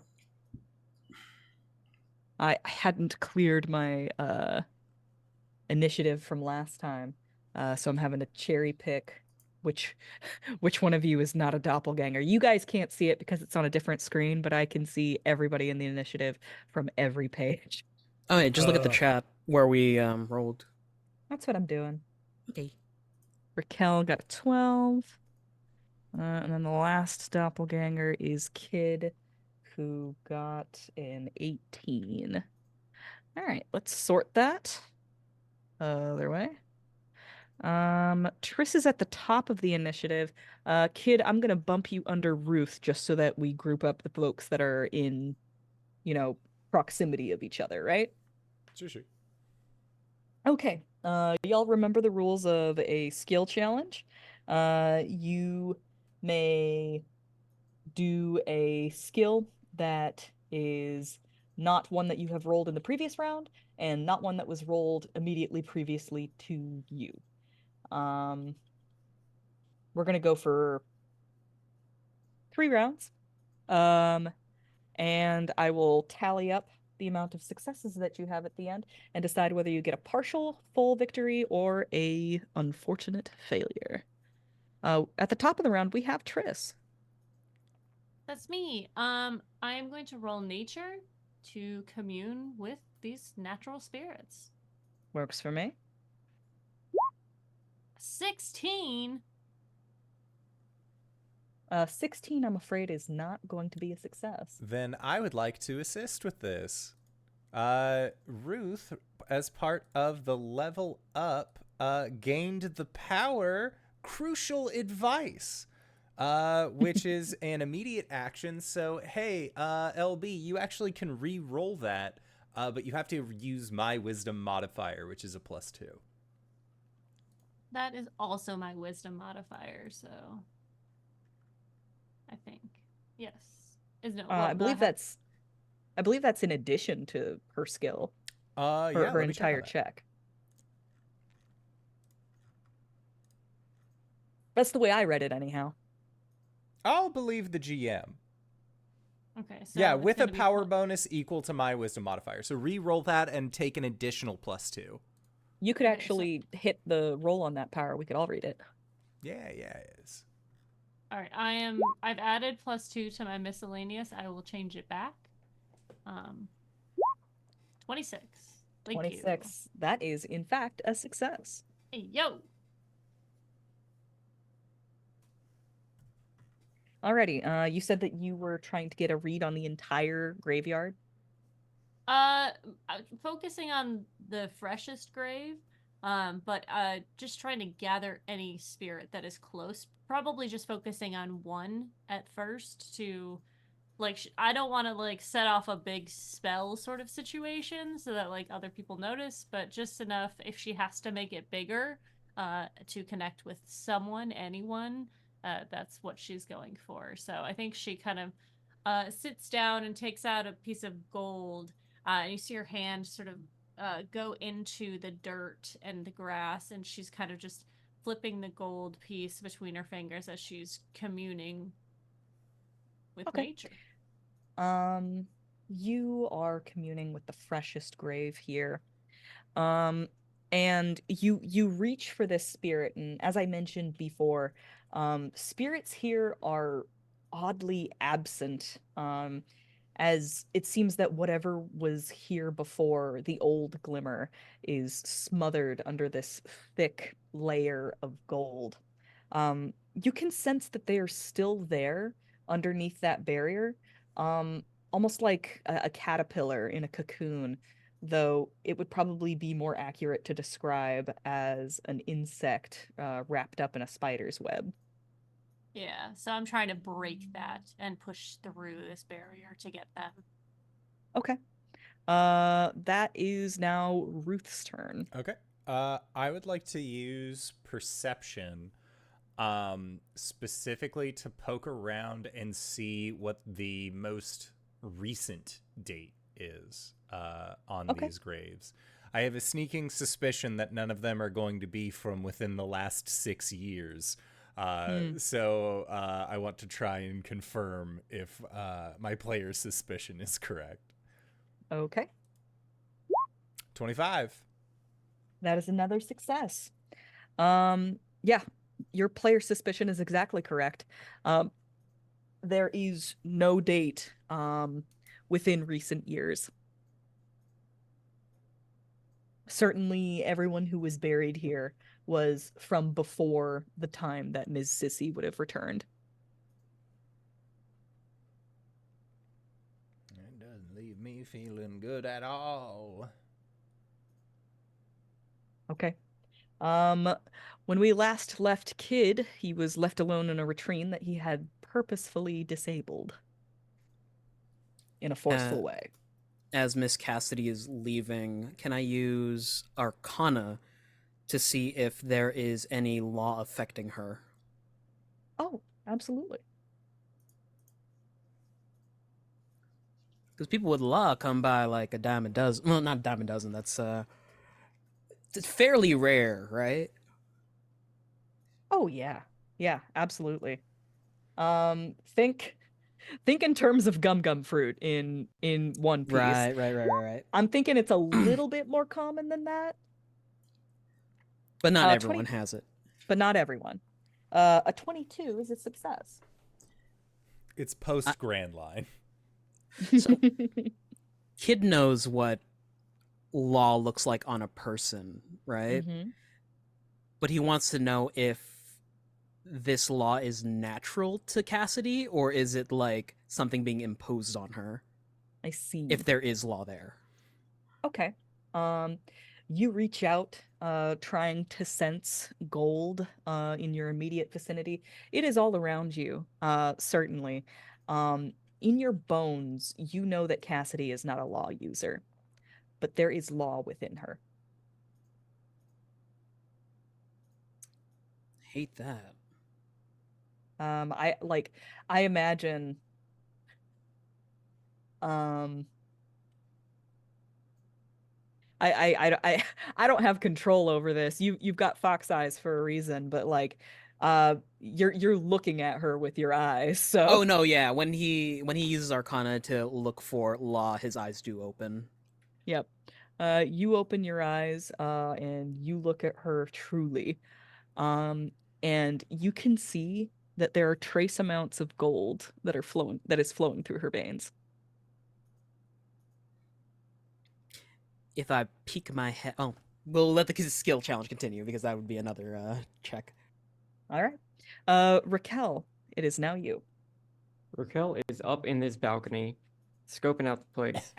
Last thing she was told was that Kid needed a distraction, and she is up here ready to summon Morbeg to dive down into the crowd and sick that book that the dude was scribbling in. Oh my. Okay. That sounds like a nature check to me. Can I do that since Triss has done? The person immediately previous to you in initiative was Kid, and he did a Arcana check. Yeah. So you are free to use nature. 26. 26. Holy butts, y'all. These are some good rolls.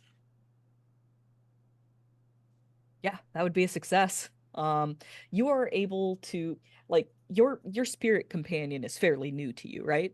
Yes. What does it look like when you summon it and command it to do your bidding? Rakel just has the twin antler fang totem, the blood hunter totem, in her hand. No, not blood hunter like the class. Blood hunter as in the name of the item that Danae gave me. Oh my god, My- did I give you an item called the Blood Hunter Totem? That's so Yes. funny. My didn't do that on the purpose. what still applies. The what? And she just sort of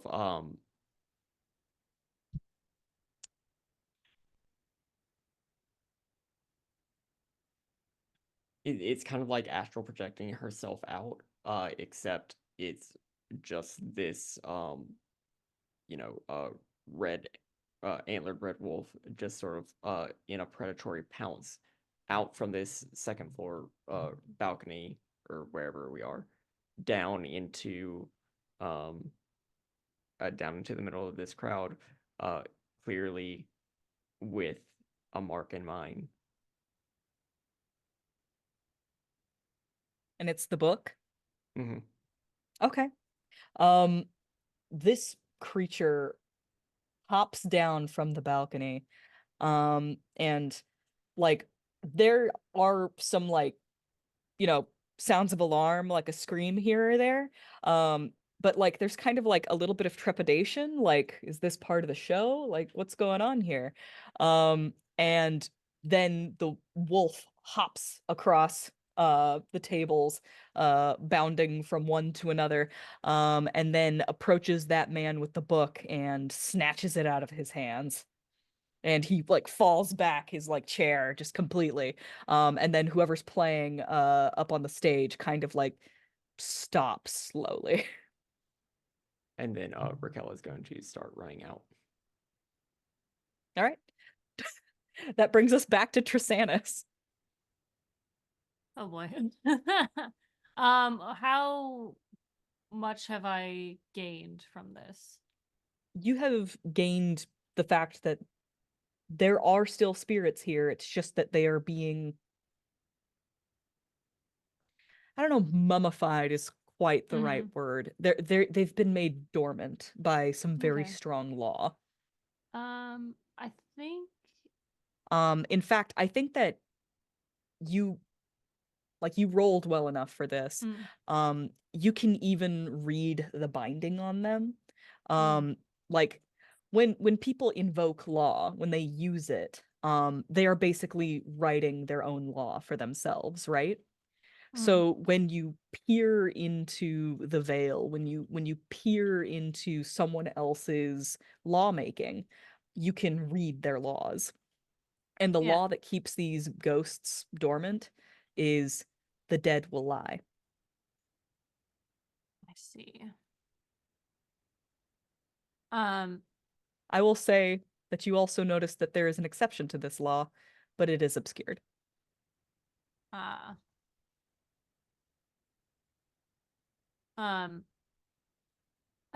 think as far as this goes, I'm going to try to use insight to find the best avenue in which to break this or rewrite it. Okay. To sort of bend, like, I'm envisioning it as like reaching my hand in to like move around and pull them out or to manipulate this law. Certainly. Yeah. Yeah, I'm willing to allow this. Okay. This sounds a bit like you're doing some lawyery. Yeah. You're trying to like read into it and see if there's A some loophole. sort of angle that you can exploit. Yeah, I like Yeah. this. Go All for it. right, that's a 23. Yep. Holy butts. You guys are rolling like all over 20s. That's I really rolled good. poorly at first. You certainly did. And I feel like that's what happened in our last skill Yep. challenge too, or at least our full one. All right. I mentioned that exception before. Mm-hmm. You're able to read the fine print, as it were. The exception is save for those in stone.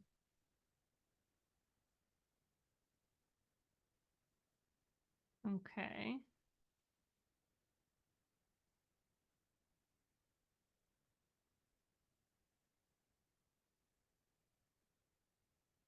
Okay.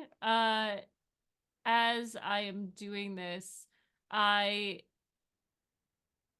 am using my insight and my manipulation of law to, I don't know if argue's the right word, but to infer that those with a headstone would then be in stone. Mm. So I can So call upon the spirit here. you're using your own manipulation over law to try and like sort of tweak this rule a little bit. Maybe not tweak, but trick it, because in stone could mean many things. It's very vague. To create your own clause or amendment to the yeah. rule. Well, certainly everyone in this graveyard has their name written in stone. Exactly. So like taking if you that angle. interpret them being in stone as their names being in stone, which is basically themselves, right? It's their personhood, That's who they right? are, yeah. Okay. You have one more role in this skill challenge. I think Okay. that would be the time to assert Okay. that. Alright. Ruth, it's your turn. I would like to roll some stealth. Mostly because we're doing magic in a graveyard, and typically that's not like the best place to be seen doing magic. So I think that Ruth is trying to like kind of like place himself between like if there are any windows or anything like that on the church, place himself between that and Triss, or maybe make like quickly use gold to like make a little lean-to hide what they're doing necessarily. Okay. Because it is getting dark out. So kind of just using my rangery wiles to shield our un-ill intent, actually. That works for me. All right, go ahead and roll your stealth. 25. Yeehaw. 25. Yeehaw indeed. That would be a success, my friend. All right. Yeah, you are able to keep this whole thing on the down low. Law usually tends to like broadcast, particularly to those who are sensitive with law. I think that through even your mundane methods, you are able to dampen and hide Trisannas's deeds. Okay. Kid. Hello. Seems like there's some sort of ruckus going on in the ballroom. Kid walks on out and then Uh, sees the wolf. Yeah, there's a wolf like up on a table, just sort of like it's got a book in its teeth. People are just starting to like there is a panic that is just starting to rise up. People are standing up from their seats, and you hear at least one person scream, and say, "It's not part of the show! It's not part of the show!" Can I? Is Miss Cassidy far? Did Miss Cassidy make it far? I don't think so. She's just, sauntering along with her cigar box. Probably paused looking at the wolf. Yeah, just sort of like,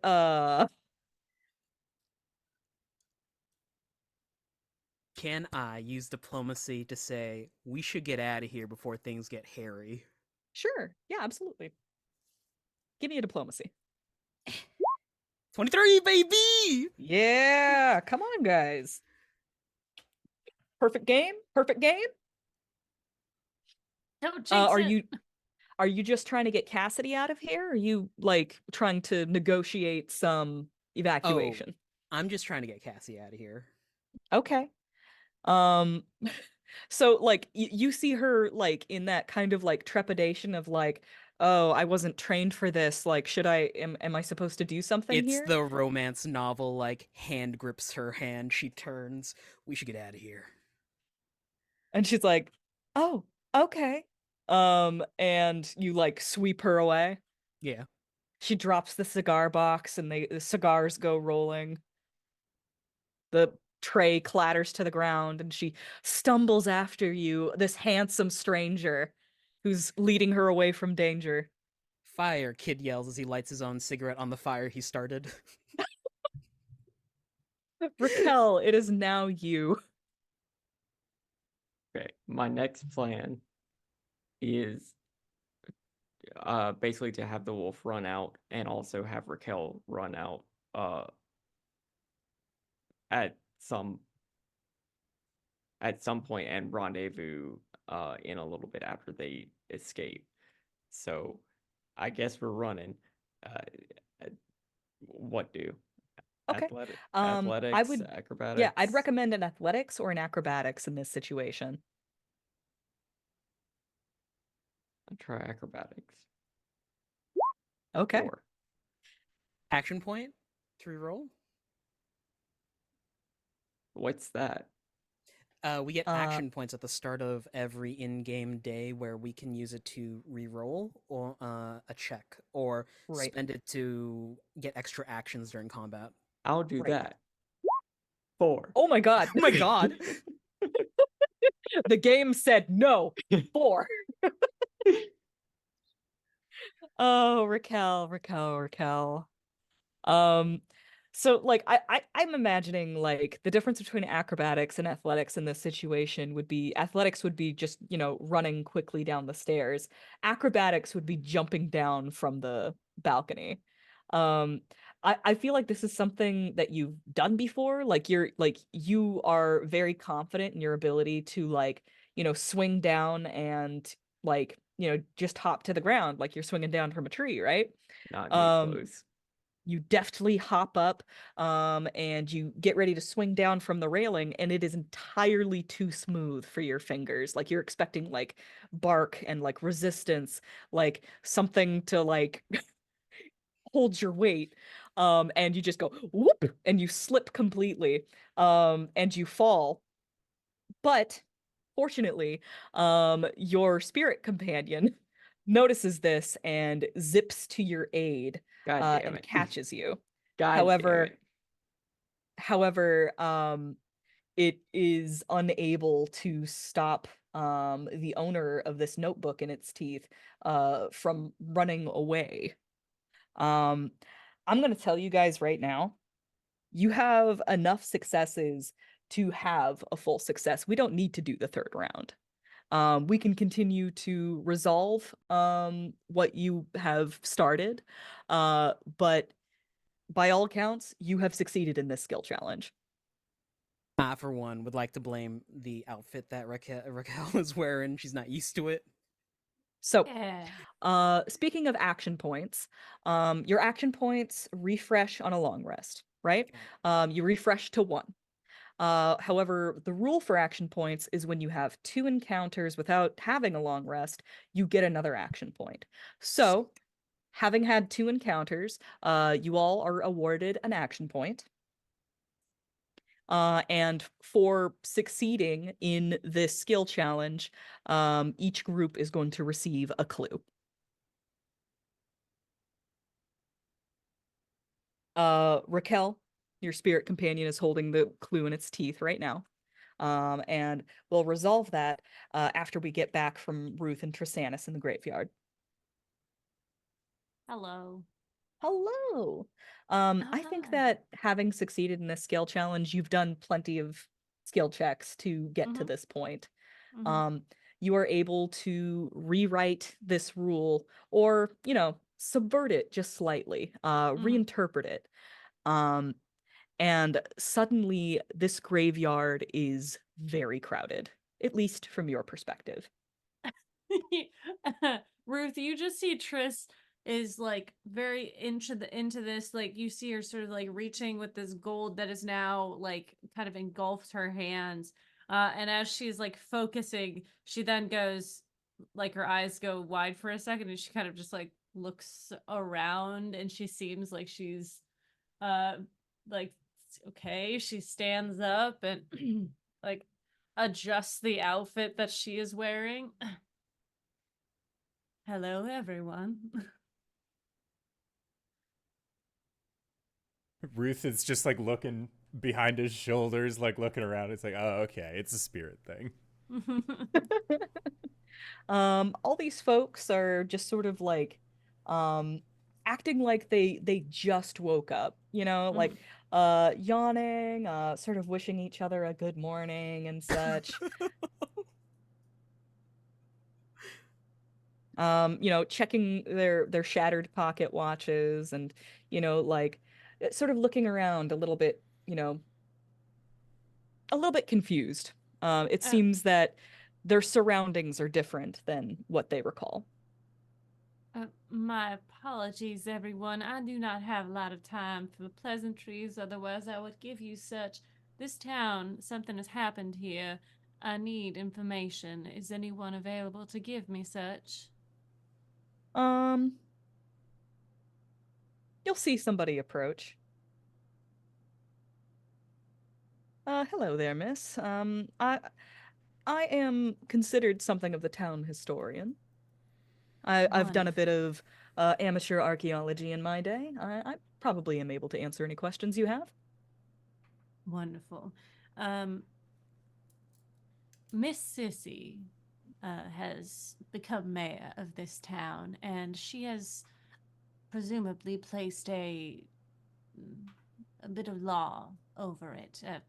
I say presumably, but I've seen it with my own eyes. Can you give me any insight as to what has been happening here? Little Miss Sissy? Why, last time we saw her, she was knee-high to a grasshopper. Where have you been these past few years? Past few years? Right here. Pray tell, what year is it? It is the year of our Lord gives the year that it is. This person looks very surprised, kind of like takes off their spectacles, blinks, and cleans them absent-mindedly, then sticks them back on their nose. Why, we have been asleep for quite some time, it seems. May I ask how long? More than 6 years. I see. So this veil has been over this town for longer than Miss Sissy has been back. Indeed.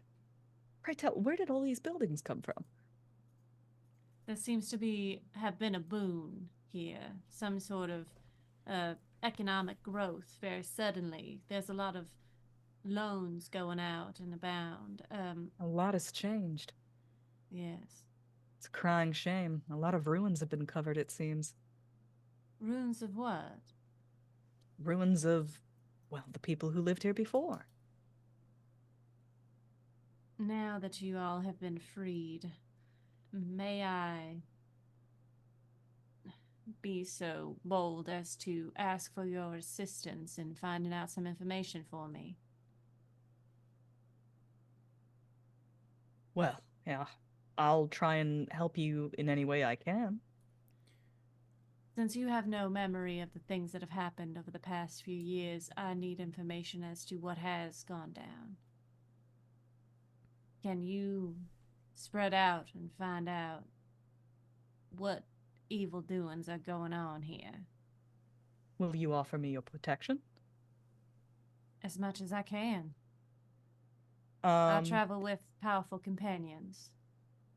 This fellow will kneel down next to his grave, and he'll pick up what appears to be a totem, an artifact, older than anything you've seen here. And he'll press it into your palm, He says, something tells me that our ability to dwell here has been suppressed, and the window of opportunity that you have given us is limited. What But is this? this was precious to me in my life. You may be able to call me again through it. Thank you. Mr. Ruth, the spirits have been locked away for quite some time, longer than Miss Sissy has been in town. They say that this city has been has covered up some ruins of the city that was here before. Is there anything that you could think of that we should ask them? Ask them if the phrase, what is it? I swear to God I wrote this down. Or if they will be seen out means anything. They will find their way out. Find their way out means anything to them. All caps, writing it in my notes now. Could you hear my friend? Yes. I can't say that was a common turn of phrase in my time. The people seem to have a veil over their eyes. Something is taking a hold in them, and we're going to try to stop it if we can. Was there anyone that you feel might have the abilities or the power to lock you away in such a form? To write law in such a powerful way? It would require a mighty hoard of gold. Of course. And was anybody in the town that had such a hoard? No. You're Must have been talking about a someone. mighty hoard. The mayor of the town has about a quarter, or at least knows where a quarter of a great sum, a heaping pile would be. Wings, did I get the impression that they have been locked away since before Sissy had returned?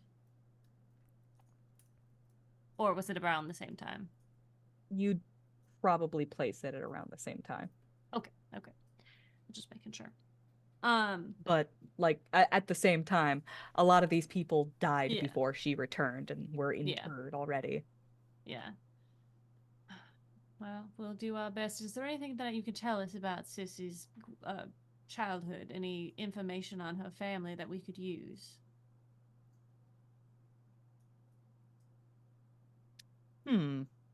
Well, I do know of a girl that was sweet on Miss Sissy. Who would that be? Does she go by the name of Lefty last you checked?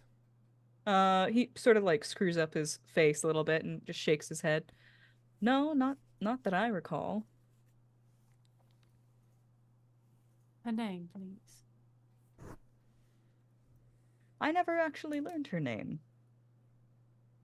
Her appearance, then. Or I must not have.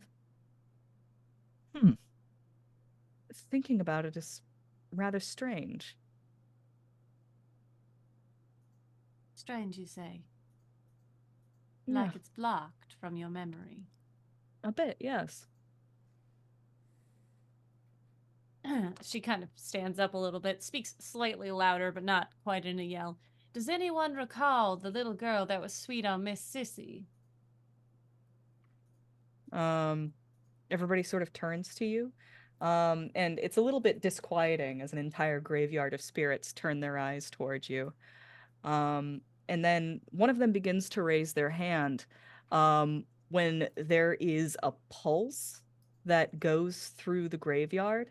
And all of the spirits suddenly like get this weird look in their eyes. They stare directly forward and then begin to sink back into their graves. Right. We should leave. Now is There is an explosion at the edge of the graveyard.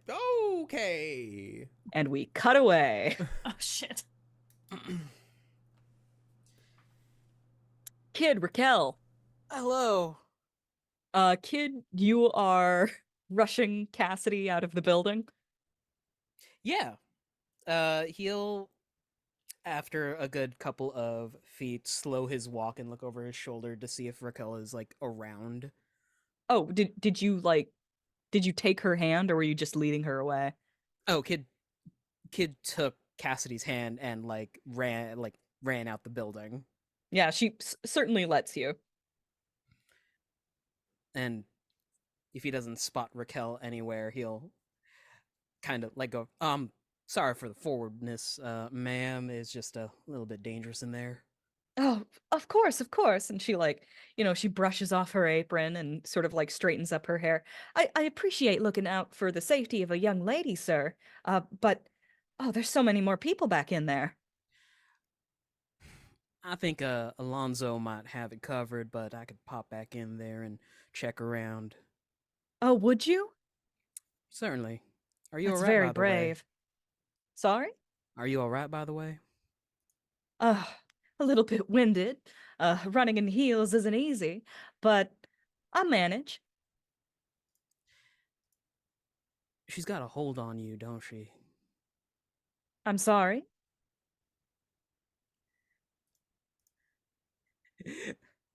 uh, I suspect that anyone who took out a loan from Missy in the bank, I know law. I manipulate law, and you certainly do not have the bearing of someone who should possess law. But here you are, shining beautifully. Well, that's mighty kind of you to say, sir, but I'm not sure if I know what you're talking about.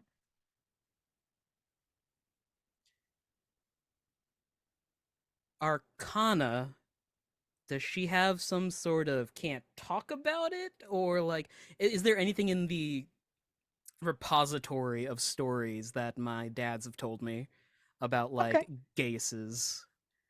Yeah, absolutely. You can roll for that. 22. 22. Um, if there is law inside of her and she has no command of it, somebody else is commanding it. What would you say the average loan amount is for people in this town? I couldn't tell you, sir. That's not my job. I suppose you could go to the bank and ask around there. Mm-hmm, mm-hmm. He'll fish around in his bag or in his pocket and hand her a pouch with 100 gold in it. Oh, sir, I can't accept this. Well, you can, if it helps any, with what you're dealing with. No, absolutely not. This much gold is very dangerous for a person like me.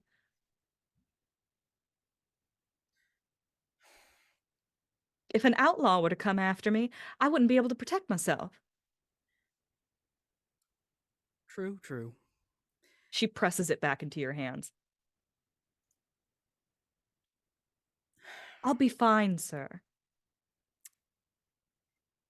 Insight? Is she? What's going on? Yeah, insight. 9. Hey, she's fine. She's certainly fine.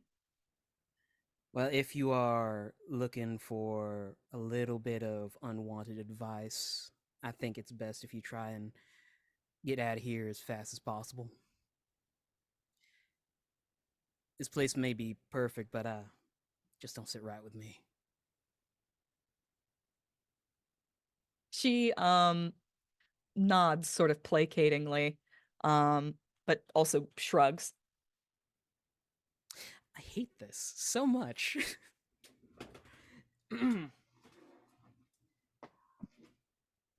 Anywho, get yourself to safety. He's gonna take off his coat and like lay it on like a horse stop, essentially. Roll up his sleeves and crack his knuckles. Guess I got a job to do. And as you turn away from Cassidy, you hear an explosion on the other side of town.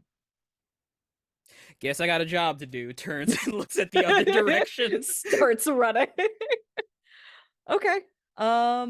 Rakel, when we last saw you, your fall had been cushioned by your spirit companion. Remind me what your spirit companion's name is? Moribek. Moribek. Moribek. Mm-hmm. Okay. Yeah, Princess Mononoke. She's flying up on his back, and we're getting out of there. Yep, he turns his head carefully so he doesn't whack you with his antlers, and tries to hand the notebook to you. She takes the book. Okay. You are able to dart through the crowd of increasingly panicked people and make your way out of there. Which way are you going?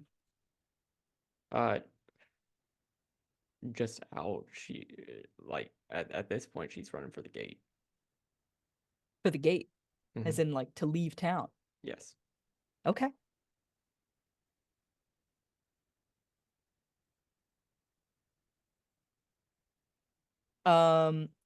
You run and run and run, and as you approach the gate, it swings open. No hesitation whatsoever. Okay. You keep on going. How far do you run? She didn't hear an explosion. You know what? The explosion happens just before Morabek goes through the gate. You have a split moment to react. We'll stop if she turns back to the source of it, where how far, what direction? Seems to be at the graveyard. You knew Ruth and Trisannas were going there tonight. God fucking damn it. We'll dash off to the graveyard. Okay. Ruth, Trisannas, you are at ground zero, as it were. The explosion was fairly small, fairly contained. Are you going towards it or away from it? It is right about at the gate, the only entrance exit of the graveyard. Ruth does a quick check with Trisannas to see if like anything has befallen her as part of the explosion. If she looks fine, he will like put a finger to his lips and he'll start creeping forward in the direction of the explosion. I would like to move stealthily to get there. Okay, give me a stealth check. 26. Shit. All right, perfect. You move like a cat, which is funny to say in your dress shoes. Fancy It's pair of on shoes. grass. Yeah. You Triss is like, she was like, when they made eye contact, she gave a nod and then started to turn and saw that Ruth was not turning to run away with her. And she was like, I don't want to do that. She is not good at sneaking. Boy, she'll try. That's a 10. Okay. Less stealthily, following you up, Ruth. She is like crackling when you step on sticks. She is just that. Yeah. I imagine that like when she's nervous, like her branches rustle. Yeah. Yeah. She's a quaking aspen. Yeah, it sounds like a tree in heavy winds. Ruth, you can hear the rustling of leaves behind you. But you slowly make your way to the gate. And those gnarled old fingers of yours curl around the wrought iron, and you peek just beyond the threshold of the graveyard. And you see lying on the ground is a man dead, with terrible burns on his face. Lying next to him is a destroyed camera. And scattered on the ground are dozens of photos out of a portfolio that are pouring from a bag at his side, and several of them are smoldering. I will go over and I immediately recognize this dude is dead, right? Yes. Okay, Yeah, I'm gonna absolutely. go over. I'm gonna start putting out the fire before it starts spreading. Ruth has no thought about as to who this man is.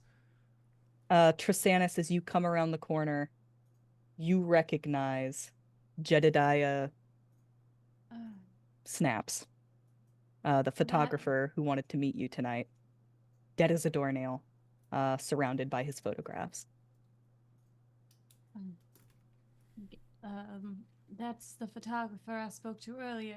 I believe his name was Jedediah. He was testing out a new filament for his flash photography. I don't know why he's here.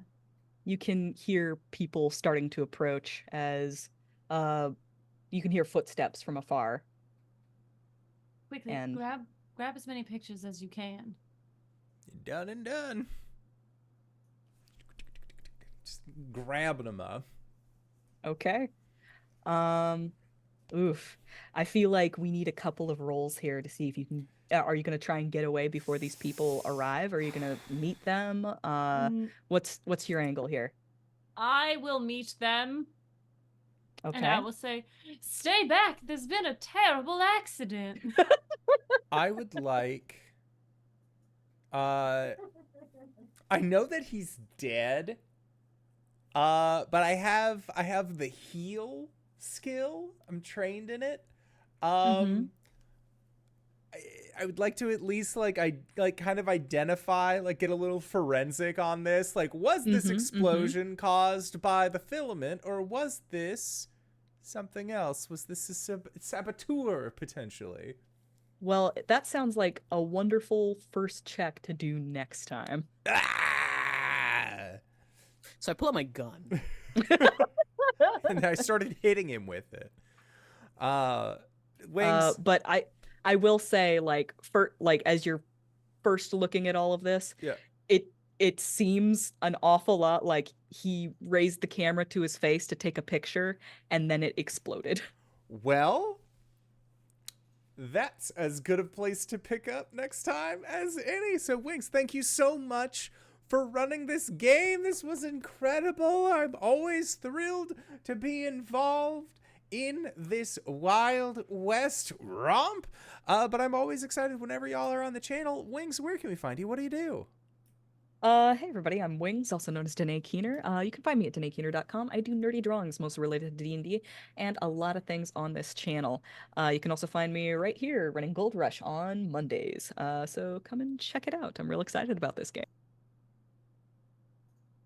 I think that's me next. Hey everybody, I'm RJ. You can catch me over at RJustice282 on Twitter, Twitch, and most everywhere else on the interwebs. I'm doing a lot. Hey, there's a secret project of mine that's kicking off next month, and it's gonna be great. If you like Helldivers too, you're gonna want to check this one out. Or Starship Trooper, or anything Space Galactic Horror. Yeah, DanaeKeener.com. Hello, everybody. I'm LBHackEmUp. You can find me at LBHackEmUp on the Twitters and the Instagrams. You can find me at Hack Recklessly on the Twitches and the YouTubes, where we just started our Playthings of the Gods final season. They're level 15. And in the first episode, the Playthings came across Ghost, who was a character that you've seen on this channel before. Her and Hubris were at the circus, and Hubris, unfortunately, got killed by a champion of Timora and Bashaba, and Ghost was captured. So if you are interested in that, join us on Sundays, not this upcoming Sunday, but Sundays after that, at 8 p.m. EST on the Hack Recklessly channel, where we will be figuring out what the hayuck is going on and how our players can stop it. Oh, also, Waterdeep is under attack. They're not sure how it is, But I'll tell you guys, it's zombies and it's gonna be fun. So DnDkeener.com. Boy, I'm EP. I'm also Cyber. You can find me here on Mondays. You will also now finally see me again on Saturday. I will start streaming again on twitch.tv/cyberwolf1201. Now in my new place. Yes. I will be playing. I'll be seeing how a playthrough of Dredge goes. Aberrations want me, fish fear me. DnDkeener.com. If this is your first time joining us, hello, all you wonderful acorns out there. It is I, the Indoor Adventurer, the showrunner here at twitch.tv/Indoor Adventures. We do shows like this on Mondays at 5:30 p.m. Pacific Standard Time and Sundays at 3 p.m. Pacific Standard Time. If this is your first time joining us, you can go to youtube.com/Indoor Adventures to check up on all the games that we have done up until this point. Also, you can check us out anywhere audiocasts are being made available for free. You can find us there under the same moniker. But for now, we are going to have to head out to go and take care of our after show called Nights in the Courtyard, where we answer questions not only from each other, but also from the community. So if you have any questions for myself or any of these other fine folk, feel free to join us over there. But for now, looks like we have to find our way out for tonight. So I'd like to say again, thank you to everybody who decided to stop on by. Thank you to Danae for running this incredible game. And thank you to these players for putting up with our bullshit once again this week. We'll see all of you guys next time. All right, everybody. Bye-bye.